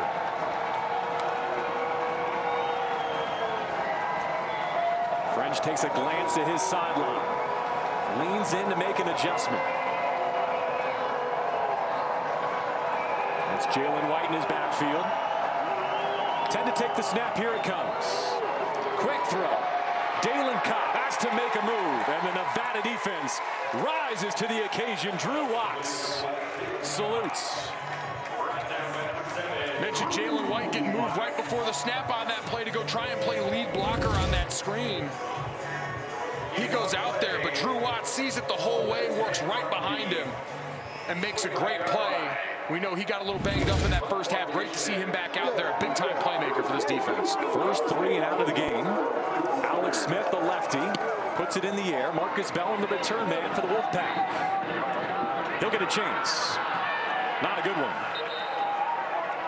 But still, I think that was a game-changing, potentially defensive stand coming out of the halftime locker room by Kane Ione and his Wolfpack. And doing it shorthanded, that time opting to play coverage on 3rd and long, come up and make the tackle, and now give your offense a chance. For Brendan Lewis and company, the message, and I'm sure for Matt Lubick as well, let's get back to the run game here, more of those full house backfield looks, get our 2 tight end sets going out there to try and coax more linebacker bodies on the field and threaten the edges of that defense again, where you had a lot of success in the first half. As you saw from that graphic, the faucet's been turned off since they got those first 2 touchdowns of the game. Patrick Garwell gets the first turn in the backfield. Lewis calls his own number. Just kind of rides the wave of his offensive line to first down yardage, coasting out of bounds with 11. And going right back to where they started in that first half, that was set up for a Garwell run to the perimeter. And you see it freezes the defender there, Davion Rhodes. And all of a sudden, Lewis able to take it out the back door. The power of the quarterback run threat on full display.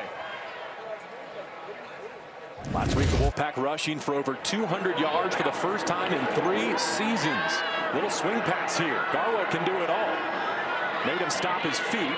It's a solid tackle in space by Davon Gilmore, a 6-year linebacker, who also had a huge 4th down stop against Boise State in the 3rd quarter last week as they made their surge. You're going to see another motion set of Garwell out of the backfield, but a great job by Mark Stampley at that nickel spot, coming up and disrupting on the perimeter those wide receiver blocks, giving his guy Davon Gilmore time to chase from the inside out. Limiting the gain to just 2 yards to set up 2nd and 8. In motion is Caleb Ramseer, second back. On the waggle. Lewis, pressure in his face. Flag comes in. He's playing Frogger back there. Ahead for 2 yards. Marquez Watson-Trent part of the disruption. Let's see about the penalty. Teams combined for 15 of those in the first half. 9 belong to Nevada, assessed for 94 yards. Offense, number 70, 10-yard penalty. Remains second down. It's the left tackle, Isaiah World, and that's double digits charged against Nevada. If this team goes as far as its offensive line can take them, I think the thought is that the offensive line goes as far as World can take them. He might be their most talented player. Absolutely. Honorable mention, All Mountain West last season. Really solid, dependable edge player there. And on a designed rollout, just no excuse for a holding call there. That should be an easy plus for everybody up on the lines of scrimmage. And now they're backed up with 3rd and 20. Or 2nd and 20, excuse me. Garwo and Ramseer the backs. There goes Ramseer. Lewis. Picked. Oh, it's dropped. Chance Gamble had a touchdown in his sights. Chance Gamble has played with great eyes this afternoon. Sitting here in off coverage. Gets physical at the top and then sees the quarterback coming back. A great job putting his foot in the ground. We've seen him reading screens, playing sticky on the outside, and that time going to be kicking himself. Should have been hitting his head on the goalpost. That's about as much trouble as we've seen Brendan Lewis put a throw in jeopardy all season long. Let's see how he recovers on 3rd and 18. This Georgia Southern defense trying to answer with a stop of their own to begin the 3rd quarter. Bit of a give-up run there, and they'll punt it away. Great response from Georgia Southern on defense there. That group, ton to be proud of, but I'm with you. Penalties, once again, it's kind of been the story of the game. Nevada's first scoring drive, aided by defensive penalties, Georgia Southern, and a bunch of encroachments that helped march Nevada down the field. But now this time, it's been holding penalties, it's been personal fouls, all these different things that have been snake biting the Wolfpack. Guy Gillespie to punt. LV Bunkley Shelton will not get a chance here. It's a shank, and great starting field position for the Eagles.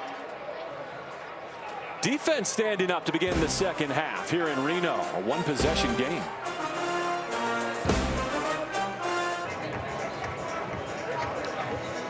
All right, welcome back to Reno. A couple injury updates for you. Let's start with Nevada. Henry Ikahihifo was getting some work done a few minutes ago on the sideline. Training staff were focusing on his left shoulder, left collarbone area, really massaging that area.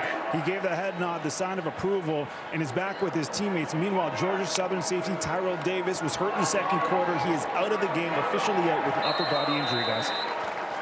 All right, thank you for those updates, Nabil. As Drew Watts gets a run stuff there. The defense starting to flex its muscle in both directions. I heard you and Nabil both got a flex in today. Got a little pump in the gym, a little vanity lift. Although seeing the officials out there today, I feel wholly emasculated by the biceps on our way. Christian Watson, our referee tonight, did not miss more work to do. Bicep day either. Ooh. He looks like he's got a few snaps in him. I was self-conscious. I was having lunch for one while you and Nabil got calorie negative on me. Bo Johnson, a tight end in motion. 2nd down, the full sticks. J.C. French drives one on time, on target. What a beautiful ball that was. Dalen Cobb. Great job by French seeing the pressure and throwing into it as they go tempo off that play to try and take a shot here. Into what's left of the sunlight here in Reno. Out quickly to O.J. Arnold, and he barrels near 1st down yardage. K.K. Meyer gets the tackle. Spread it out, almost a little bit of 2-minute tempo feel here for French. Wonder if Georgia Southern trying to manufacture a little bit of juice by going back to what worked for them to end the first half. French won a 3-man competition for this job, was splitting reps throughout the entire offseason program, but he looks in total command of this offense now. They'll run for a 1st down. O.J. Arnold teaming with Jalen White and David Badinga in the backfield for Georgia Southern. We call that an efficient run here. They only averaged 1.8 yards per carry in the first half, but when you move the chains, we can all smile. French ready to go again. Drop back game, launching, end zone, jump ball, and the defense wins this round. You're really high of Michael Coates Jr. and what he does for this Cane-Io Nevada defense. He's like a crock-pot defender. You can just set it and forget it. He's going to play sticky press man coverage, run with the defender the entire way. And they're the difference. You can be a little physical with your offhand when you're turning back to make a play for the ball like that. Great job from Coates, who seems like he's got all conference potential this season out of corner. Denying Derwin Burgess Jr., the senior captain, and a potential score. So now they settle in for second down. In plus territory, French looking for the first points of the third quarter against a four-man rush. How about this platform? Time to deal. Too tall, incomplete off the right hand of Bo Johnson. He's his sixth year. Caught a touchdown last week. He's known, though, for his cooking, Mike. Especially his, get this, red velvet French toast and lobster mac and cheese. I can barely form words. The saliva that's welled up into my mouth thinking about it. He's done a few cooking shows. That time, wished he could have gotten hands on that French just a little late with that ball. If he had seen it earlier, we'd have probably been at first and goal. I know you're more of a tri-tip guy, but I'm trying to whet your appetite here as we approach dinner time in the Sierras. Big rep here. 5 on the play clock. Third down, 10 to go. French sets his feet, clicks through his progression. Now extending the play off platform. Fourth down.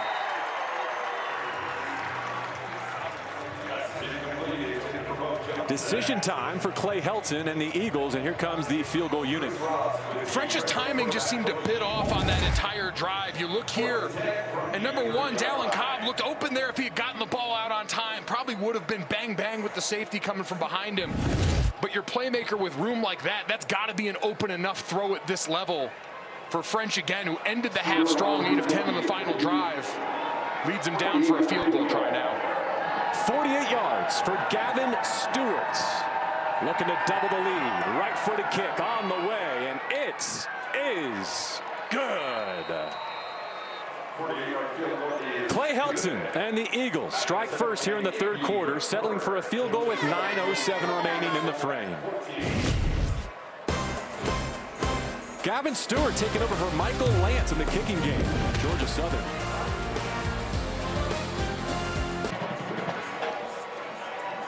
A new career-long 48-yard field goal for Gavin Stewart, a fifth-year player from Savannah, Georgia. Spent his previous 4 campaigns at Georgia Tech. But when Michael Lance, the Eagles kicker last year, who led the Sun Belt in scoring, went to USC, he took over the place kicking duties, and he has doubled the lead for Georgia Southern here in Reno. There would be no return on the ensuing kickoff. That gives us a chance to look ahead to next week. Mountain West football continues next Saturday with a doubleheader featuring Kennesaw State at San Jose State at 7 p.m. And then Mike and I will be at Fresno State in a bowl rematch. They've got the Aggies of New Mexico State at 10:30. Watch all the action live on True TV and Max. Fresno State was within a score of the defending champs last Saturday at the Big House. They play host to Sacramento State this evening. Another big one coming up this evening, too. Boise State taking on Oregon, a big matchup. Ashton Jeanty coming off that 6-touchdown gem against this Georgia Southern Eagles defense. Going to see if he can keep it rolling against the Ducks. Savion Red is the back, but it's a receiver who gets the handoff. Belling had his progress stopped at the 32 by Mark Stampley, who's having a nice game. Let's go back and look at that record-setting rushing performance for Boise State's star back. Just a mix of everything from a guy who's so incredibly balanced, so strong at the point of attack. There were some well-blocked plays in there, but there were also some get-off-me moments from a guy who's got an absolute claim in the early portion of the season to be a Heisman contender. Lewis will keep it himself, and he cruises to another first down. Clay Helton, we talked to him a bit this week about what it was like to go up against a Heisman candidate back. He compared him to D'Angelo Williams, the All-American at Memphis, who had a nice career in the National Football League. He said D'Angelo Williams very similar. If he saw guys at the second level going to tackle him high, he'd say they would just yell touchdown on the sideline. Very similar for Ashton Jeanty and Boise State. First down for Lewis, shoots it to the flat, and there's his tight end Jace Henry rumbling. Henry's got an IMDb page. Did you know? He's got a background actor credit in season 3 of the sitcom How I Met Your Mother. I know you're a big Neil Patrick Harris guy. Yeah, absolutely. Bit of a weird ending on that one, but great for him. Now a middle run. There's not much there, but this is kind of the identity that Nevada wants to lean into, and so long as it remains a one-score game, they can do exactly that. Yeah, 3rd and 4, 3rd and 3, these manageable downs for them are good, and around midfield right now. If you get it to a 4th and short here, I could see a team where the quarterback is such a weapon as a runner, absolutely making this 4-down territory. I know a little risky on this side of the field, but I think midfield, counting on that group in front of you, absolutely has it on the menu if you don't get all the yards you need on this play. I mean, that 3rd down conversion disparity is a bit counterintuitive when you look down at the score and see Georgia Southern leading by 6. Garwo is the back. Lewis wants to throw for it. Where to go? I mean, a lineman comes out of the pile, and this is goal extreme. Ooh. Tyson Ruffins did his best to sell it. It was rolled, the ball hit the ground. Incomplete pass. 4th down. You can't coach those instincts. That's all I'll say. Yes, it was clearly an incompleted pass here. Good job by the defensive line getting their hands up and knocking that down. But why leave it up to chance when your moment of glory could be mere inches away? Tyson Ruffins, we mentioned, Mountain West Conference Freshman of the Week against SMU. Showing off the wheels there in addition to the great low pad level that he usually plays with. So now Nevada's going to have to punt and play defense once again. Guy Gillespie puts it in the air. Bunkley Shelton waves his hands and takes a fair catch above his 10. So the Eagles have a 6-point lead and the ball midway through the 3rd quarter in Reno.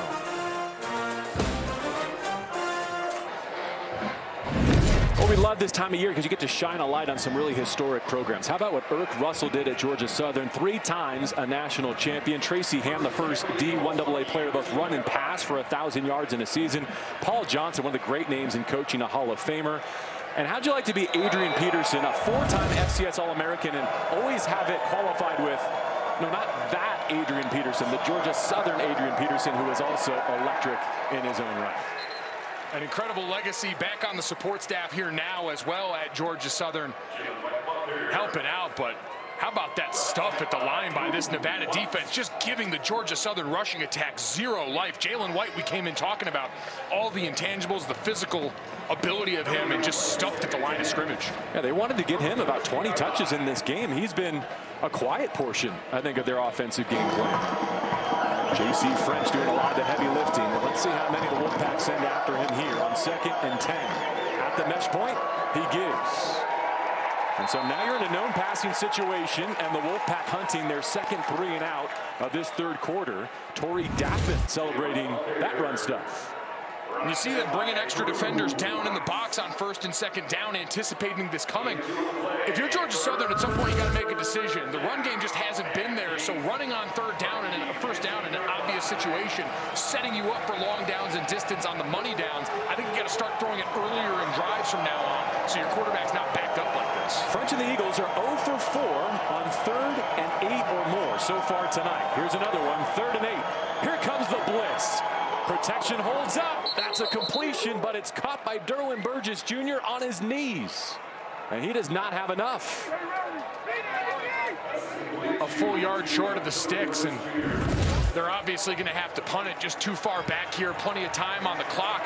And it was a great pickup. They brought one more than they could block. They slide the line that way and work it, but unfortunately, coming back there, I think the throw not quite as strong as it needed to be to get him to that line. You and I go back and forth on which NFL rule should be adopted in college and not. How would you feel about down by contact at this level? I would love to see that, honestly, as a form of consistency between the 2 levels. Absolutely, if he could get up and try and make a play there. Lefty Alex Smith takes his time before hitting an end-over-end punt. All of his coverage unit down there. And Marcus Bellin has no chance but to take a fair catch. But I think that's a win for Nevada to hold up again, keep it a 1-score game. Let's see if Jeff Choate and the offense can find pay dirt. Talked about Georgia Southern, though. You've got a chance time and time again to force Nevada to be uncomfortable on offense. And now they get to keep playing their game. And eventually, we've seen this rushing attack. We talked about the 3-headed monster in the backfield. Savion Red, talented transfer from Texas. Patrick Garwo, talented transfer from Boston College. You give these guys a crease, and eventually one of them is going to make a play after this many cracks at it. Shadows lengthening here in Reno. Still a warm night. A ball fake. And a hole shot. Juggled and secured. Cortez Brahan Jr. settling into a soft spot. High degree of difficulty on this one. Had to look right back into the sun. Great protection up front, giving Brendan Lewis the time.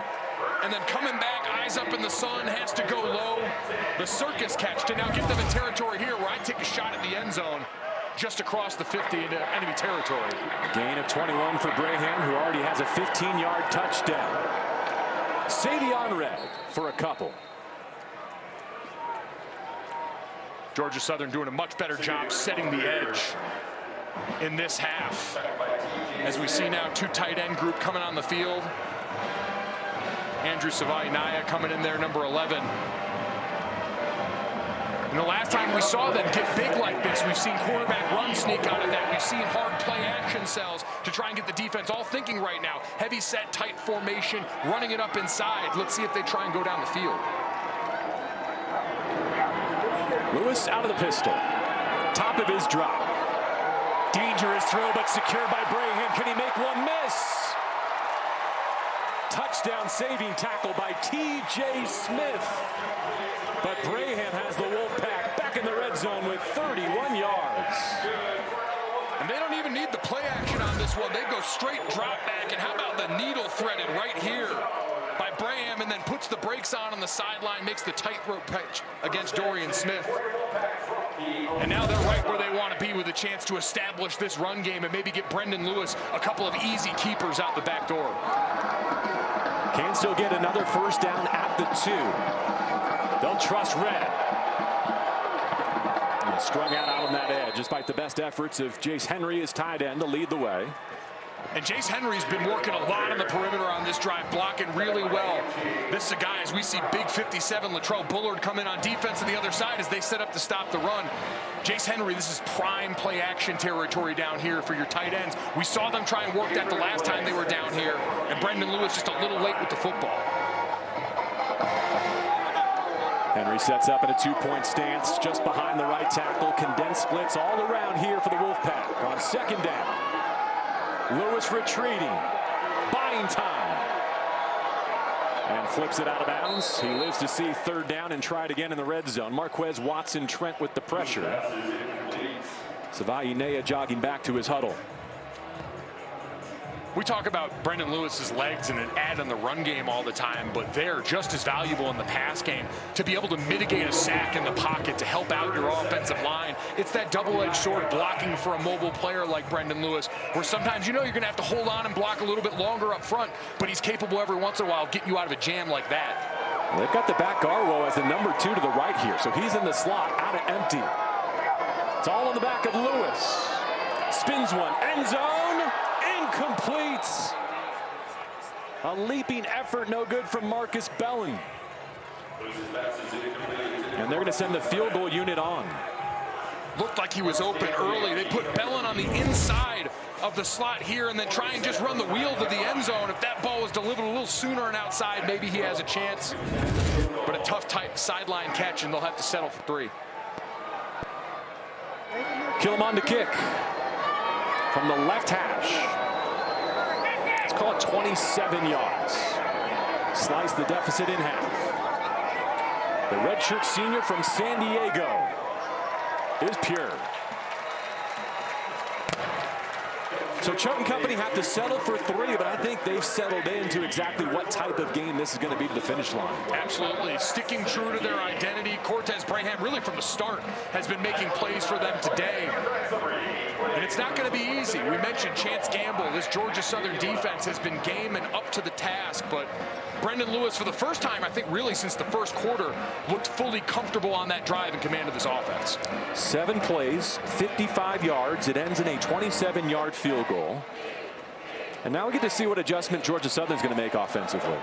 Yeah, again, I think early down passing attempts has to be on the menu here. Nevada thinks they've got to beat on what you're doing offensively. You've got to throw them a curveball and give J.C. French a chance to continue to use his arm, where he's been stellar when you've given him time and time again those chances to get you a rhythm.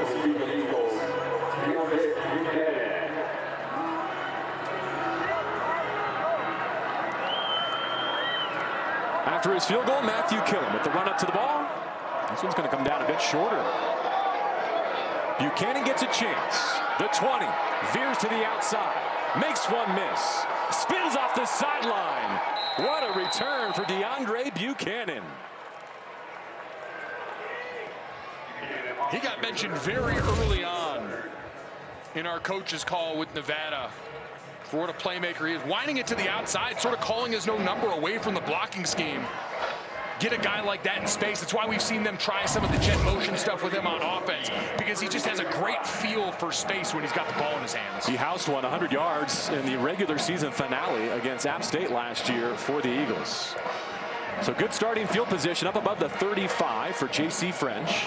David Bedinga in his backfield. French so far 18 of 27, 205 yards, 2 touchdowns. They fake the toss.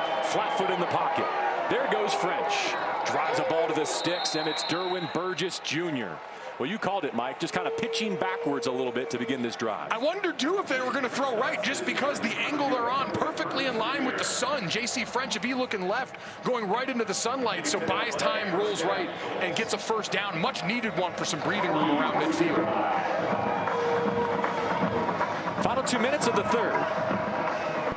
Teams exchanging field goals so far since the half. Burgess in motion in front of French at the snap. Again at the mesh point, the quarterback wants to deal. It's another first down completion. Put it on his number, and Derwin Burgess Jr. with another grab. Similar, remember, they had a third down backed up in their own end, and that was the route that got thrown short of the sticks for them. Now they go back to it. This time Burgess gets better depth. J.C. French gets a little more heat on it. And this offense starting to move, just fully committing to the pass. The run will be there for you in short yardage downs and distances, but right now, let your quarterback be great in the area he's excelled at today. Making his second career start, first on the road. Elijah Walton, the motion man, and this play blown dead with penalty marker. False start. Offense, number 74, 5-yard penalty. Mays first down. Left guard Pishon Wimbley. Boy, that's the last thing you want to undo now that you've got a little bit of positive momentum going. Your quarterback seeing the ball go through the basket. Try and get halfback here, 5, 6, 7 yards on this play. Something in the short area with the 3-by-1 to the open side of the field.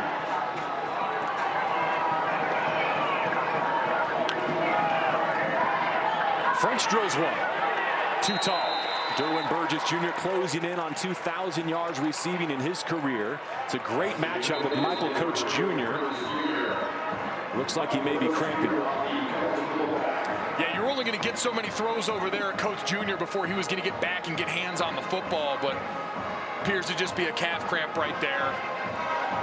You asked the coaching staff what's he like behind the scenes, under the hood, and the answer was he's a competitor. He tries to win Monday, Tuesday, Wednesday, just like Saturdays. Kane Ione said even on the basketball court a little bit, which find me a football player that doesn't believe he's the best basketball player on the planet. You'll basically find me. I'm about the only one with the self-awareness to say that. He would probably try to win Thursday, too, except that's the off day here in Reno, and that's, for someone who spent his whole life in football, that's a change for you. A strange one. We asked Jeff Choate about that, and he said, hey, I knew when I got the head job I wasn't going to do anything I didn't want to do, and talked about track athletes and the 48 hours, how they manage that before competition. And really said he thought it gave their team an opportunity to throttle down late in the week, get some good work in. They go uppers on Friday, so shoulder pads on and shorts, and get a little more physical practice, the kind of thing you'd normally see on Thursdays, going through special teams, going through 2-minute, but they got some good on good in at that practice we saw, and through 2 weeks, they've seen their team respond pretty well to it. I won't name names, but you saw a lineman take a couple of laps for a procedural penalty in a Friday practice, which raised your eyebrows. That one hurt me a little bit inside, just knowing how gassed out. That's the brother-in-law practice. You go up to the defense, kind of handshake before, and let's all get through this together. Final 54 seconds of the third. Playing from behind the sticks now. 2nd and 15 for J.C. French. Muddy pocket, no problem. He's going vertical, too tall for Derwin Burgess Jr. And Chad Brown running with him in coverage. You know, kind of play Where's Waldo there, right? You know that the best corner just leaves the field cramping up, and you take your chance while you can. Exactly. Might as well. Offensive line did a good job absorbing the blitz that Nevada threw there, but now you got 3rd and a mile here. Going to be interesting to see how they play this. Dallin Cobb coming out in the slot. You wonder if this is screen territory. Try and get Cobb the ball in his hands and maybe see if he can make a run after catch against this cushion from a Nevada team basically putting their heels near that first down marker. I don't know if you would consider 2 plays to get the 15 yards you need here. Across midfield, French, well protected. Now leaves the pocket, flips it out, but Dinga couldn't handle it. And now you have to punt. return, though. You get a couple of first downs. And again, the penalty, that false start, put them off schedule and stalled this drive. You have a chance here at least to pin them back deep and try and fully flip field position to see if your defense that stepped up before that last drive where Nevada got on track, see if you can stall out that run game and try and put your offense back out in the field next time with a better look. There's the 24-year-old Alex Smith, a former pro tennis player from Australia, now punting out of Statesboro. He milks that one before he skies it down to Bellin. Like so many of his peers, he hails from Pro Kick Australia. I'm thinking about sending my 8-year-old to Australia. Do you think if I send him to Pro Kick, he'll come back? It seems like a lather, rinse, repeat. Whatever they're doing over there, it works. Maybe I'll go and check it out. I must have eligibility, maybe a COVID year. Tear down the empire from the inside out. Academy Award nominee Colin Farrell is the Penguin in the new HBO original limited series, premiering September 19th at 9 p.m. Eastern, exclusively on Max. It's got to be weird. Jaden O'Rourke, one of the tight ends for Nevada, also from Australia. Being an Australian guy playing college football, not being a punter, has to be odd. You don't get to go to the Pro Kick Australia reunion. I'm sure there's great parties. It is certainly a fraternity in college football at the top level of the sport now, too. Another run stuff. This time, Christian Varner playing it well. Former UNC Tar Heel. Third year here at Georgia Southern, missed all last year with a knee injury. Getting up into the backfield here. Marquez Watson-Trent not far behind him. And that's what you need right now. Your defense, you give those D linemen carte blanche to play aggressively down here at this end of the field, counting on the back end to hold up if they go play action, if they decide to take a shot. Brendan Lewis does not have to snap it here. Final seconds of the third. They're going to flip ends. And we'll have a field goal differential for the closing period of Georgia Southern and Nevada. The Sun Belt against the Mountain West on a gorgeous night in Reno.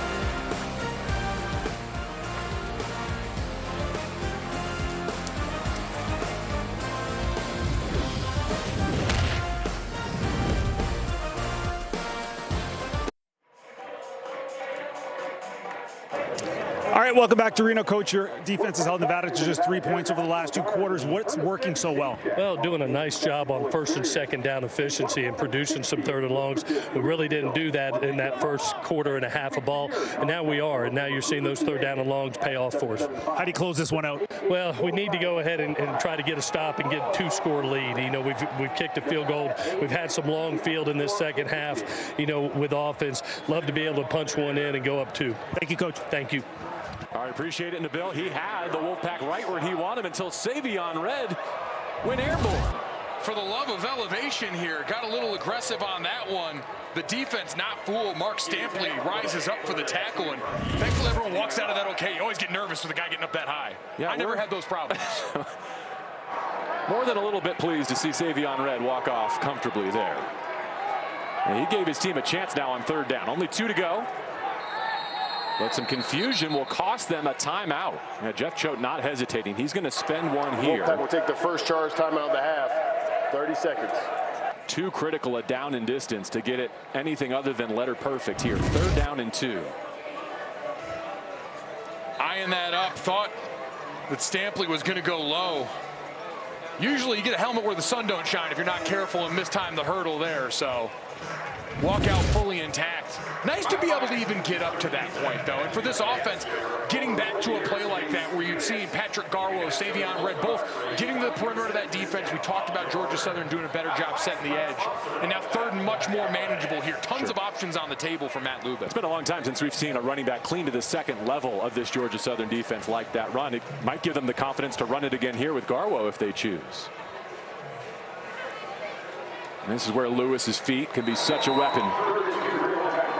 First 2 possessions were electric. Since, hardly anything to show for their efforts. Lewis wings one on the outs. That's a good hit. Not going to be big yardage, but he put it where it had to be for Marcus Bellin, leveraging his speed to the perimeter for a first down. Yep, you see Marcus Bellin line up on the inside of 3 on the perimeter here and get that clear out from the outside 2 receivers. Plenty of space and an on-time ball. Great job by Brendan Lewis.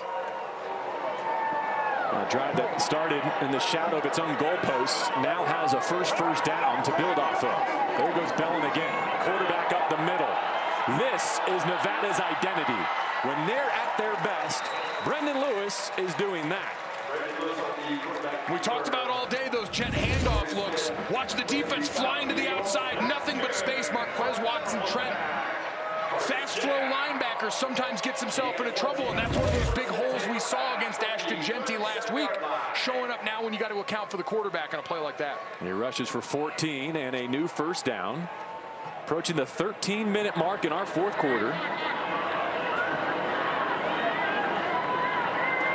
Garwo at his side. Jaden Smith in short motion. Now Stats to that left side. That's where Lewis is looking. Progresses. Leaves the pocket. Slides at the end of his scramble and wants a flag. There it is. The veteran quarterback knew that there was more to come. Cam Williams in a former Pac-12 showdown. You have Brendan Lewis from Colorado, Cam Williams from Washington colliding there. And these guys are aware of the rules. You see Brendan Lewis signaling in. He wants them to take a look for targeting on this play. Let's watch Lewis take off. Smart decision. He goes and gives up. And then that time when his butt starts to go down, he becomes a defenseless player. So a hit to the head or neck of a defensive player constitutes targeting. Personal foul, late hit with targeting. Defense, number 6. That 15-yard penalty is forced in the run. Automatic first down. The previous plays on the further review. Yeah, Lewis was all over it, and you interpreted his signal spot on. And this is tough when we get a look at it, because with Brendan Lewis, he's going down pretty late in the play. The defender's momentum already going forward. A good job by Lewis taking care of himself. But again, once his bottom starts to go down, and you see it right there, Cam Williams realizes it and tries to pull up, but his momentum already going forward. There's not much else the defender can do right here. But again, the way this rule is situated, he tries to pull his hands up, you see, but he's already committed. And again, once the quarterback's butt's going down, he becomes a defenseless runner, and any hit to the head or neck there is probably going to lead to Cam Williams getting ejected. And so the replay will now have to confirm all the elements of targeting, and you described it perfectly. You're watching at home saying, well, wait a second, that's not targeting. He didn't use his crown of his helmet at all. Well, there's two forms of it. Yes, that was not a crown of the helmet foul. That was a hit to a defenseless player in the head or neck area. Now we'll see if maybe he gets bailed out, because there was no launch, there was no crouch, those indicators of targeting. He's trying to pull up, and maybe that can bail him out here. You'd hate to see his day end over a hit where he really wasn't going in there with a lot of malicious intent, and the timing put him in a tough spot. You see it in real time there. He's trying to pull up. After review, there is no foul for targeting. The personal foul stands. First down, Wolfpack. I like that. I feel good about that, don't you? I do too. When we got to see it in real time right there, you saw, again, you usually need a launch, some indicator of targeting, whether it's crouching and launching, going up, leading with the crown of your helmet. None of those really present, even as he's a defensive player, so defenseless player. So I like that call there to not send him off the field. And intent doesn't have anything to do with it, no. But you could feel the intent from Williams there not to commit the targeting foul. Great job by that officiating crew. Taking a look. You still get the yardage, but that young man gets to finish playing the day. Lewis in the pack in plus territory now. Off the play fake, deep drop. Touch pass. Henry's got it. Inside the 30. Inside the 20 with the flag down, back in the pocket.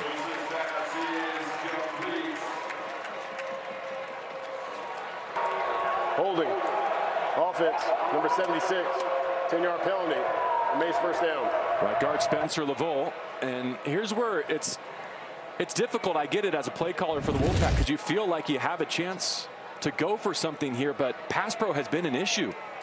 It certainly has been, and you saw there they pulled the center out on that one for a heavy play action shot. So you're isolated as the right guard there now. Those pass protections where you try and get a puller going, you try and buy up the eyes of the linebackers and safeties, can also create some seams like that on the offensive line. And the veteran Lavelle, unfortunately, gets caught in wide open space holding there and negates a really good play. Even when the quarterback Lewis has not been hit, the penalties have put Nevada offensively in long downs and distances here. Back on their side of midfield. Lewis ready. Good spot there. Back inside the 40-yard line. Cortez Braham Jr. has been his favorite target. Chance Gamble covers up the tackle. Just great timing on that. And another one. They load up two tight ends, heavy personnel, buy everyone up with the play action cell, and then gets the ball out right over the outstretched arms of Marquez Watson-Trent at linebacker. Great throw by Brendan Lewis. Great timing on that play. Savion Red in the backfield, 2nd down 7. Now playing in the shadows in Reno. Back to Brahan. He's got 8 catches, and he's close to 100 yards receiving. Dorian Smith in coverage. Shortens up 3rd down. Potentially in long tying field goal range, but I think the Wolfpack have every intention of extending this drive. They'll have to do it without Brahan, who's leaving. That's a shame. That's been the target Brendan Lewis been most comfortable with on this down and distance in particular. But again, 3rd and 4 right here. You're on the opponent's 36, 37 yard line. I think this is firmly 4 down territory.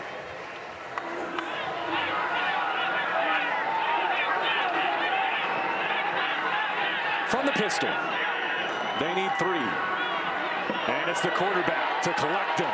Running behind his pads and rumbling to the 30. Williams and Gamble hit him, but Lewis moves the chains. You get the tight end leading off that left side. Savai Naya doing a great job coming across the formation, getting just enough of that edge. And Brendan Lewis again in 3rd and short and medium situations, affecting this defense. This style, this tempo, now back the way that Nevada wanted it to begin the contest when they found a lot of success with a couple of touchdown drives. Lewis slips a tackle.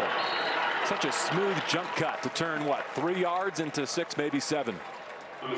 Same play. It's the same medicine right now for this Nevada offense. Jet handoff look, create some free space.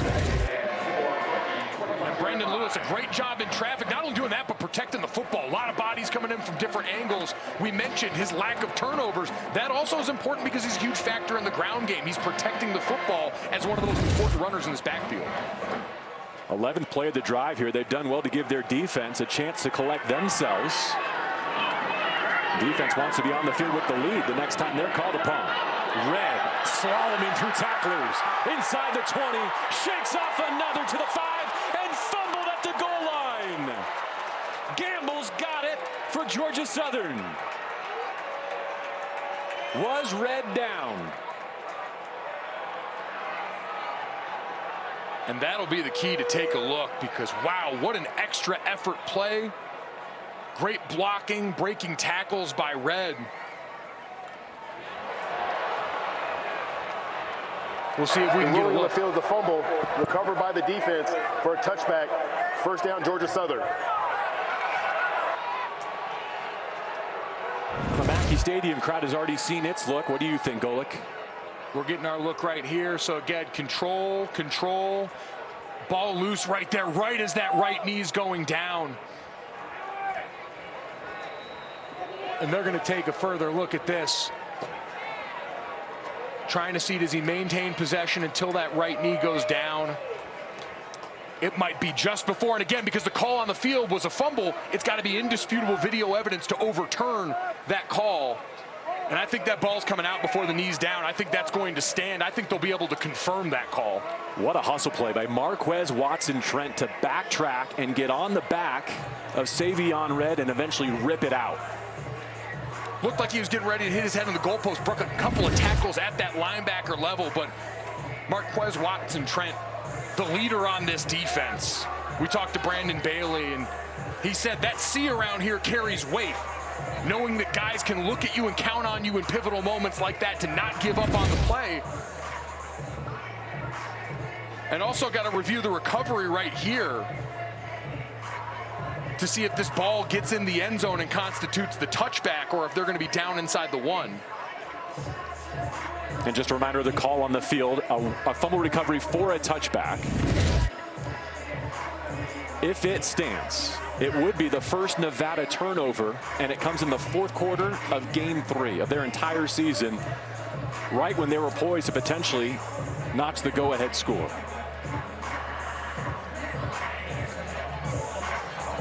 So again, that's the important reminder. That's what was ruled on the field. The fumble recovered for a touchback. After review, the ruling of a fumble and touchback have been confirmed. 1st down, Georgia Southern. Christian Watson with the announcement there. Jim Kilburn, our replay official here in Reno. One more look. And so right here, the fumble pretty clear. The part I was interested in was it going into the end zone for the touchback. But when they say confirmed, that means they believe the evidence they saw supports that call. If you hear it stands, they just don't have enough to overturn it. They believe they saw enough there to confirm everything they ruled. Great call on the field by these refs. Third career fumble recovery for Gamble, his first as an Eagle, though. And so the lead in the football back for J.C. French and Georgia Southern, looking for their first win of the season after taking Boise State to the wire. In-breaking route is dropped by Burgess.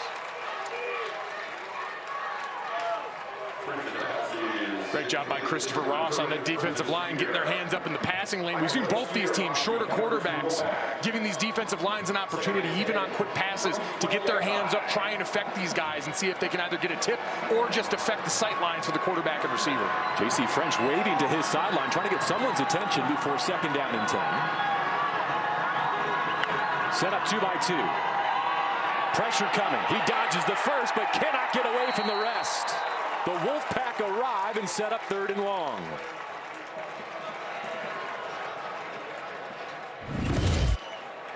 Mateo Lona and Watts both blitzing on this play. Watts is the one that gets the free run through. And then that allows everyone else to rally to that point once J.C. French has moved off that spot.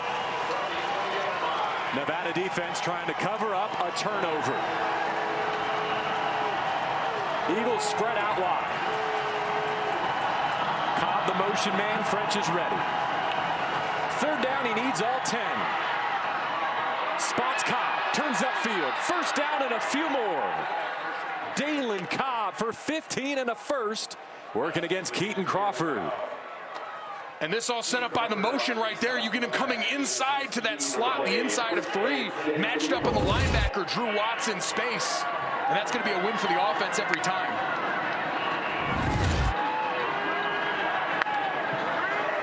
Back to it.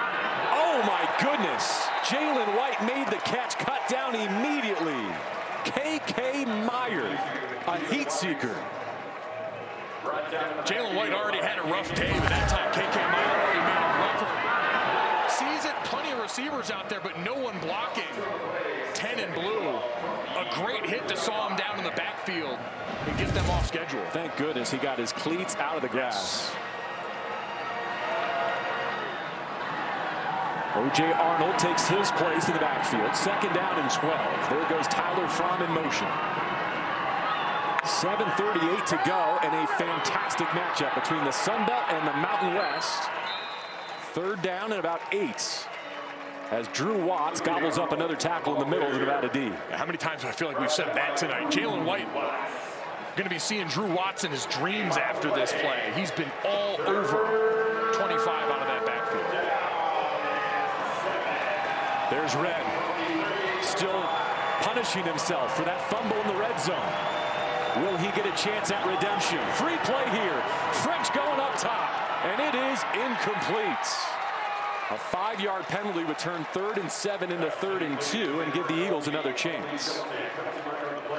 K.K. Meyer was pretty aggressive at the top of that. I'm surprised we didn't get pass interference, too.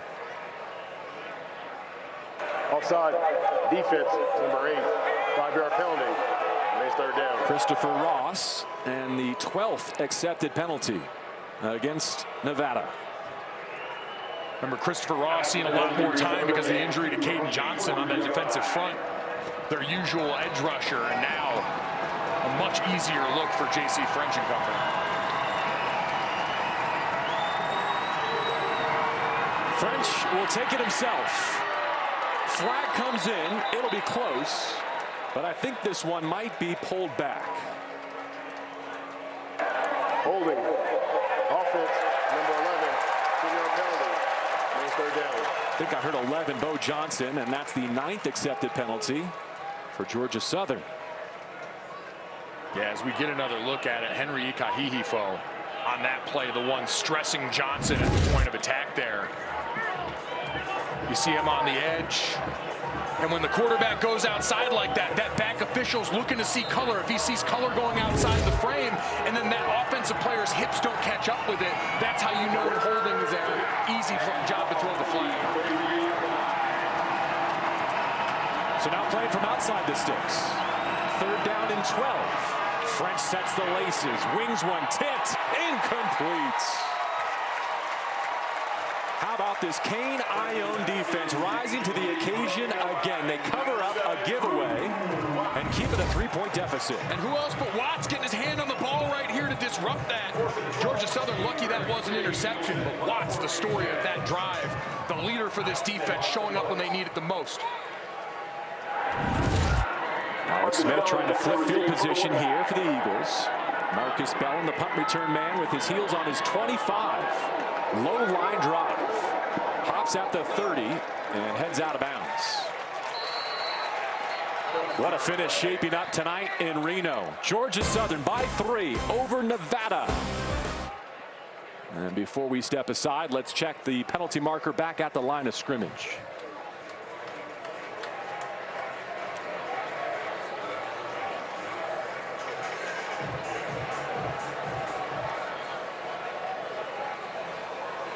They're asking if Coach Choate wants to re-kick. Illegal formation, Georgia Southern, too many men in the backfield. The Wolfpack elected to force that to the previous spot. It'll remain 4th down. And this is always a good call to make them re-kick it, especially backed up like this. 1 for field position, but 2, now you've got the punt team tired. They all just ran down and took a rep trying to go and cover. And so if you get these guys a little tired, you got a chance to maybe either get the punter to shank one, or, as you see, yeah, too many guys off in the backfield here on that play.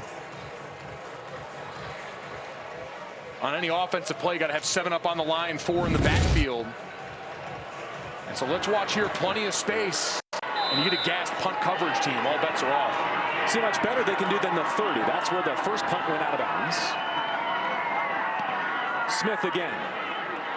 Belling back and signaling fair catch, and they, of course, lose yardage back to the 24. Never fails.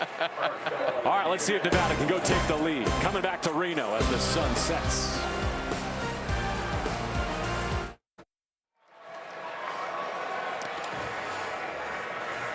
All the coaches here in Reno say there was no doubt that Brendan Lewis was the hardest working member of this Wolfpack football team throughout the offseason. Recommitted to his craft, his work ethic in anticipation of this redshirt junior season. Can he lead his team to victory for the 2nd week in a row? Down 3 against Georgia Southern. Keeper game. Cut to the outside. Lewis at 35. And takes that block from Cortez Braham Jr. Up for another chunk run as Nevada has rushed for 200 yards or more in consecutive games for the first time since the end of the 2016 season. That formation, 2 tight ends, 1 on either side, has been not quarterback run or play action. That time a great block by Andrew Savaina on the left side to give his quarterback that edge. See, getting him hooked on the perimeter, and an easy run for Lewis. Belton in motion. Maybe he should have given it. Crunch between 2 defensive linemen, and they're behind the chains. Give Davion Rhodes the tackle. Attack right at the mesh point.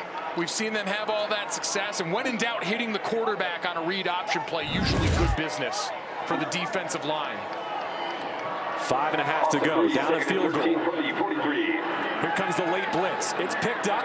Lewis reloads. Good eyes up to midfield. What a rep from Brendan Lewis. And what a rep from Patrick Garlow in the backfield, coming all the way across that formation to pick up the blitzer. You see him starting on the left, eyeball it, and him in the center give the quarterback just enough time to come all the way back across the field with his eyes and hit his favorite target, Braham, for another big first down, or excuse me, almost first down, set up a 3rd and 2. So he's over 100 yards for the game. First receiver for Nevada since Jamal Bell at USC at the outset of last season to go over the century mark receiving. 3rd down and manageable here. Play clock at 7 as they set up. Stepping under center to take this snap. Lewis, play fake. Oh, he's got him. Has to let it rip. He didn't. Now rolling. Golick, you've got hands to your head. I think you saw what we all did. He was so open. He was so open. Andrew Savaina. They go hard sell on the play action. When the center goes up like that, you can almost always anticipate some sort of hard count, quick count from the defense. Now, on this right side, watch 11 at the top. He's right there. But give credit to this defense. It looked like Davon Gilmore showed up right in the picture for Brendan Lewis at that time. Such a great opportunity. Now, I like the go call here at 4th down. Your quarterback's been a threat all day. Let him keep it into the first. Lewis from the pistol. Gives. Fighting for it. And the 50. Depends on the spot, but Garwo appears to have enough in the arms of Watson Trent. And they will move the chains. Love the aggressive call from Matt Lubick, the offensive coordinator. You brought the extra body in, Josh Grabowski, one of your reserve linemen wearing 89 in this game, and give it to your big bowling ball of a running back up the middle on that play. May have a review here as that left hip of Garwo goes down. Did he have the line to gain before he extended the football? It looked like that second effort had enough while he was rolling over the top of the defender. I don't believe Clay Helton spent a timeout to warrant this challenge. I think this came from upstairs. So yeah, you're right. That left hip is the one you got to pay attention to here. Where is the ball at that time? It looked like on the field. And again, the ruling is 1st down, so they got to find enough to overturn that. Let's see if we can get a closer look at it here. This is not going to be the angle, unfortunately, coming from this side. This should be it right here. Breaks the arm tackle right at the point of attack. Rolling over on the defender, and then the right hip hits right there. That line to gain just before the 50-yard line. Call in the field was 1st down, Nevada. And remember, the 1st down's not the 50. We're looking at that right there as the closest white line. I don't think there's going to be enough to overturn that. And Clay Helton had the same view the linesman did, and yeah, you can tell what his opinion on the matter is. Signaling's free. You can try and influence however you want. That's what I always tell guys out in the field. Signal 1st down for your team. What's the worst that can happen? Actually, it appears that 1st down marker is right at the 50, so I thought the way they had the chain set up right now, it looked like it was just a bit on the other side.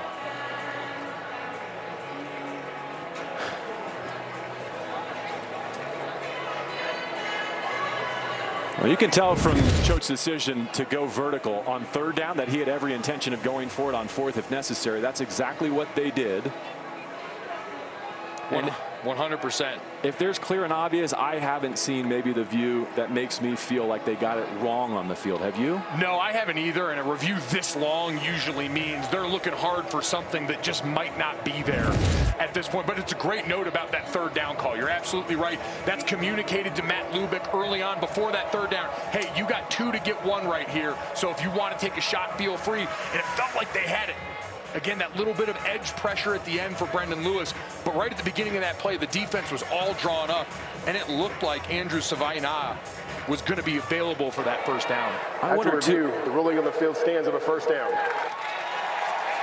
I wonder, too, if Savaina had the flexibility to read that and carry it straight down the seam, because it felt like his design route took him into the sinking defender, didn't it? Yeah, that design route, they were trying to have the clear out with that go ball going down the field, get him going up and underneath, but it just took too long. That gave the defender the time to get back in the picture, but the call stands. They couldn't find enough, and Nevada still gets an opportunity here. Another chance from midfield. Still plenty of time. A couple of timeouts, 4 minutes plus. Lewis on the draw. That was muddied up by a big body on the interior. Justin Rhodes at 275 pounds. And he's that guy, one of those lighter, undersized defensive tackle bodies, 6'1", 275, but a preseason first-team All-Sun Belt pick. And you can see why there.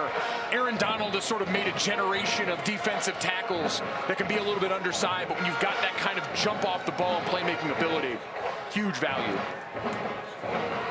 Brendan Lewis was able to win it with his arm deep in the game at Troy last week. Will he have to do it again here? 2nd and 14. 3.5 to play. Eagles coming after him with 4. Stands in and delivers. Dropped! Braham has had a game, but he wants that one back. Been a really fun battle between him and Chance Gamble.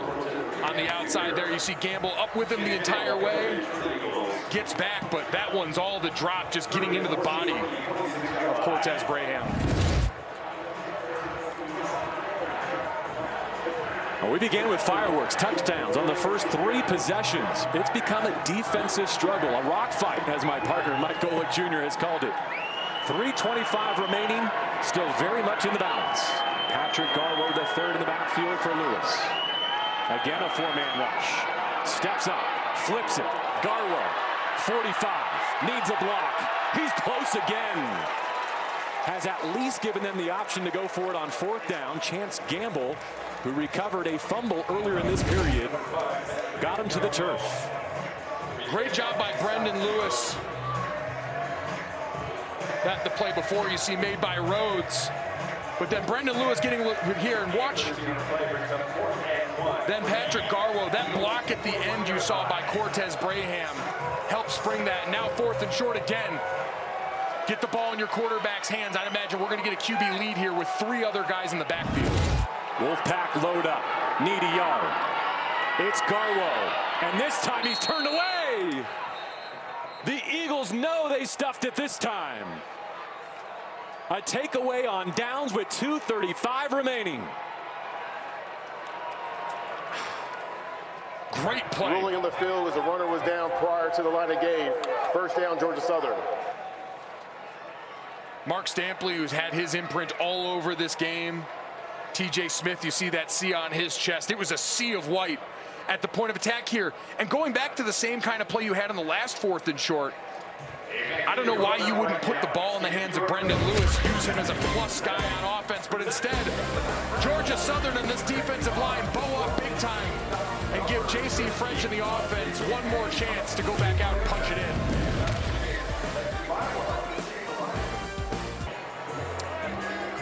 Georgia Southern stopped Boise twice on 4th down last week and nearly pulled off the upset. They stopped Nevada here on 4th down with the lead and have a chance to salt this one away. Great job by TJ Smith coming down from the safety spot in the box, crashing from the end to make a big play. Wolfpack needs stops, and they have 2 timeouts to utilize. Here's White with his biggest gash of the day in crunch time. Contact balance to the 41. A first down rumble from Jalen White, who's been quiet until this moment. Be at your best when your best is required and trying to salt this game away. 4-minute offense. Put it on the ground. Make Nevada use their timeouts here as they're going to let this trickle down to the 2-minute timeout. A gain of 18, and now you know the story. A first down wins it for Georgia Southern. Nevada only 2 more timeouts to utilize. Coming back for the finish in Reno, in Sunset, in the Sierras.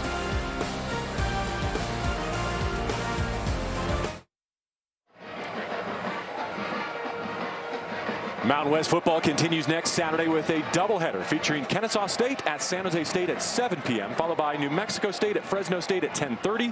Watch all the action live on True TV and Max. Our doubleheader had a couple of games both go down to the final drive tonight, hoping for more of the same next weekend.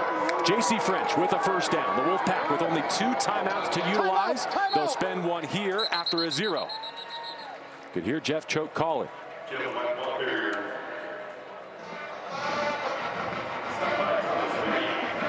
Just an unbelievable, timely run by Jalen White on that prior play. Huge. Like we said, the first year we've got that 2-minute timeout in college football now. So you get to do a little bit more clock math at the end of these games.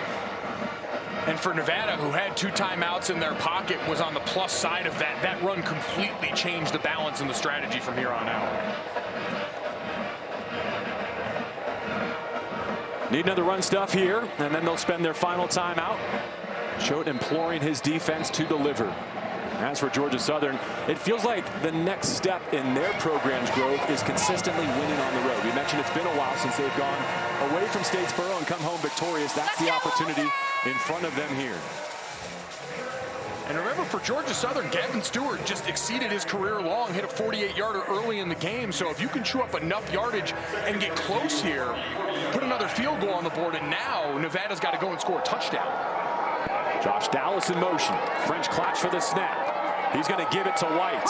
That's a tackle for loss and another timeout. Freezes the clock with 1:52. Christopher Ross out on that edge. So now if you get the stop here, you have the chance to get the ball with about a minute left. And you think you're punting here if you're Clay Helton, if you don't get that yardage back, rather than risking a long field goal? Force Nevada to go the length of the field without a timeout? Yeah, I mean, your kicker's previous career long was only 40 yards before that 48-yarder before. You're talking a 50-plus yard kick from this range if you don't gain any more yards. I think you get the chance to pin them back. No timeouts, make Nevada drive the length of the field, but you've got to rely then on your punter, Alex Smith, to down this thing inside the 10. Is there any scenario in which you're throwing the football here? No, I mean, maybe if you want to do a move the pocket run. J.C. French, a mobile enough quarterback to where if you want to go boot action here and say, hey, boot or an RPO, if you've got him wide open in the flat, you throw that thing and let him get run after catch. And if not, you go down and make sure that clock keeps running. You look at the fullback, something tells me they're running it, Golic. French under center. It is a play fake and a throw to the flat. It's complete, but tackled inbounds. Drew Watts got O.J. Arnold. Is that enough to consider a field goal try? So from here, it would be about a 53-yard field goal. And listen, he just hit from 48. I still would probably say, given what we've seen from Nevada offensively, I'd like to make them throw it and go the distance on this.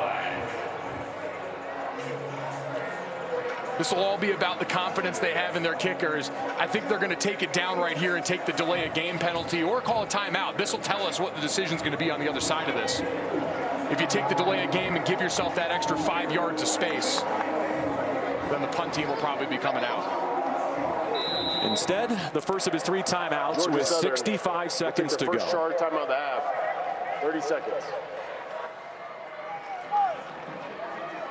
If nothing else, say this about a much improved Nevada program. They've had a look in 3 consecutive weeks at a fourth quarter victory. I don't know if this one's still in the balance, but had SMU up double digits, couldn't convert it. Went to Troy, got a road win. The fact that they've been in all 3 games so far, I think, is a testament to what Coach Choate and his staff have done in just one offseason. Getting buy-in when you come to a new program, and everyone at Nevada saw the resume. He comes over from a program at Texas as a part of that the last few years, but head coaching resident at Montana State that people very familiar with around here as the punt unit goes out for Georgia Southern. So I think this is the right call. Pin them back and try and make an offense that's not designed to drop back pass and go 2 minutes and to go the length of the field. But you can't have this bleed into the end zone. Nevada running Drew Watts on late. Snap back, punt from the 50. Bell and the return man will not get a chance, and it's down at the 3. Letter perfect from the kicking game of Georgia Southern. Great job by Austin Harnato, backup linebacker, running down there. Short hands inside, and now your defense gets to pin their ears back up front and try and seal this game. You have a target line in mind if you're Nevada. Where are you trying to get to potentially nail a game-tying field goal? So their kicker, Matthew Killam's career-long 48 yards. So in theory, you'd need somewhere around the 30. Even if you want to say you get to the 50, that's still the 32, 33-yard line that you're trying to aim for. And 59 seconds, the length of the field to go. No timeout situations you drill in training camp pretty often. But again, Brendan Lewis not known for being the best drop-back passer. And now they're going to be sitting here in 3 and 4 wide in obvious situations against Georgia Southern. A 3 down front for the Eagles to begin this drive. Lewis from his end zone. Leaves the pocket. Can't find the targets. Can't do that. Clock will run. Deshaun Davis with the tackle. And you got to have that clock in your head. Scrambling around in the end zone, too. You're one holding call away from a safety. Final 40 seconds. Lewis again from his goal line. Out to Garwo, racing for the sideline.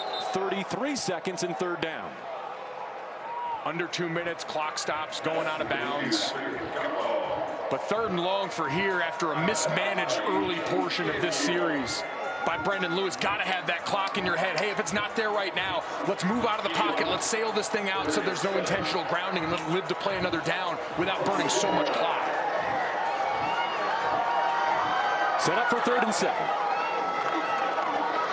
Again, the Eagles play coverage. Throw middle. First down grab up at the 24.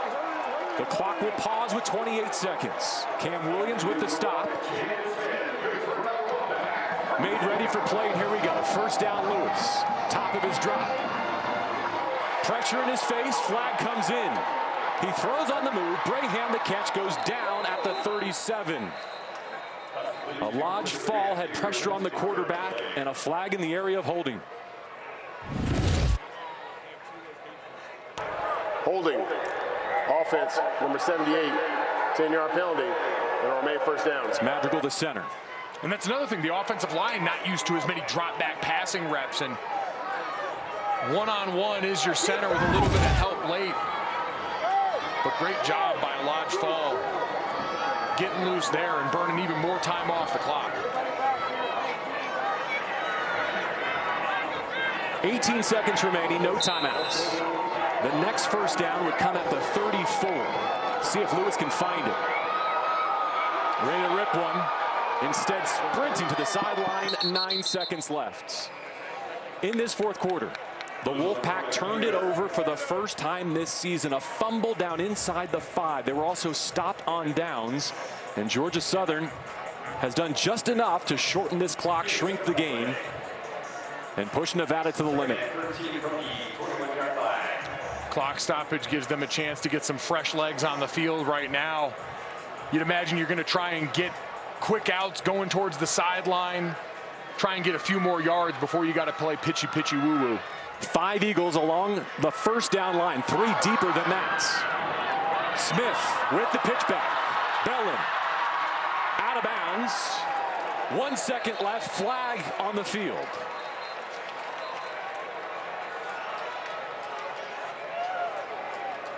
Wound up in the hands of Red, who went out of bounds.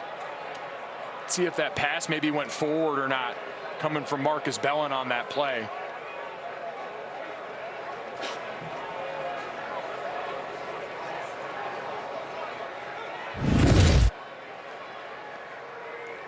So again, they elect to go the hook and lateral route early on in this. Marcus Bellin has Red running in that pitch relationship there. Clearly forward. Appears to be tough to see, not from that down the line angle, but Illegal forward pass, offense. The penalty for that foul is 5 yards from the spot of the foul. Lost it down. Second. well, a nice preview of what we're going to get ready to see here again now. Not many teams have multiple second and a mile with 1 second left plays in there, so we'd imagine it's going to be some variation of that underneath and then just try and turn this into some backyard football.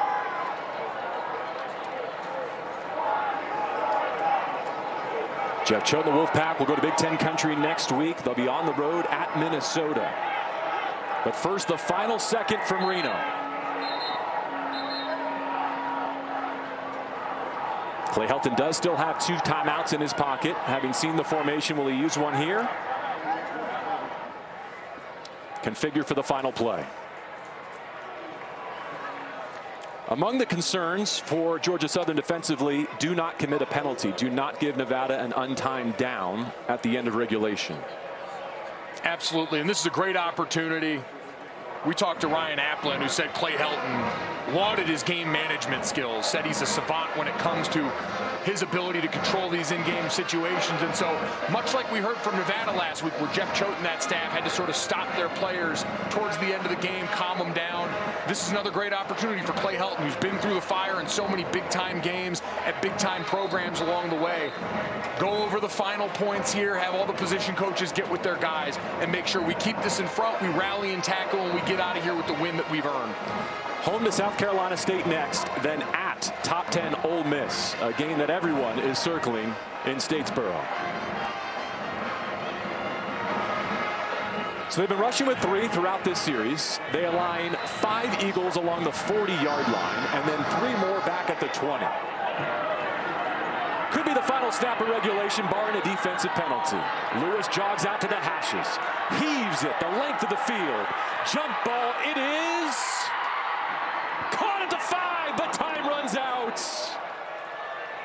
Jaden Smith at 6'6" reeled it in, but Clay Helton and Georgia Southern leave Nevada victorious.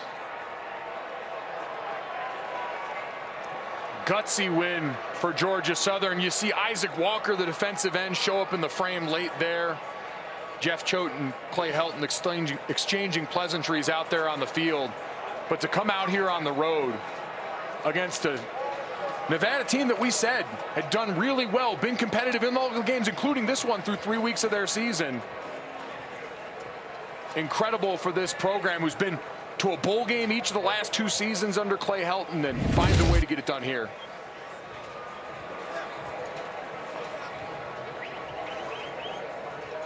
What eyes to find the ball by Jaden Smith.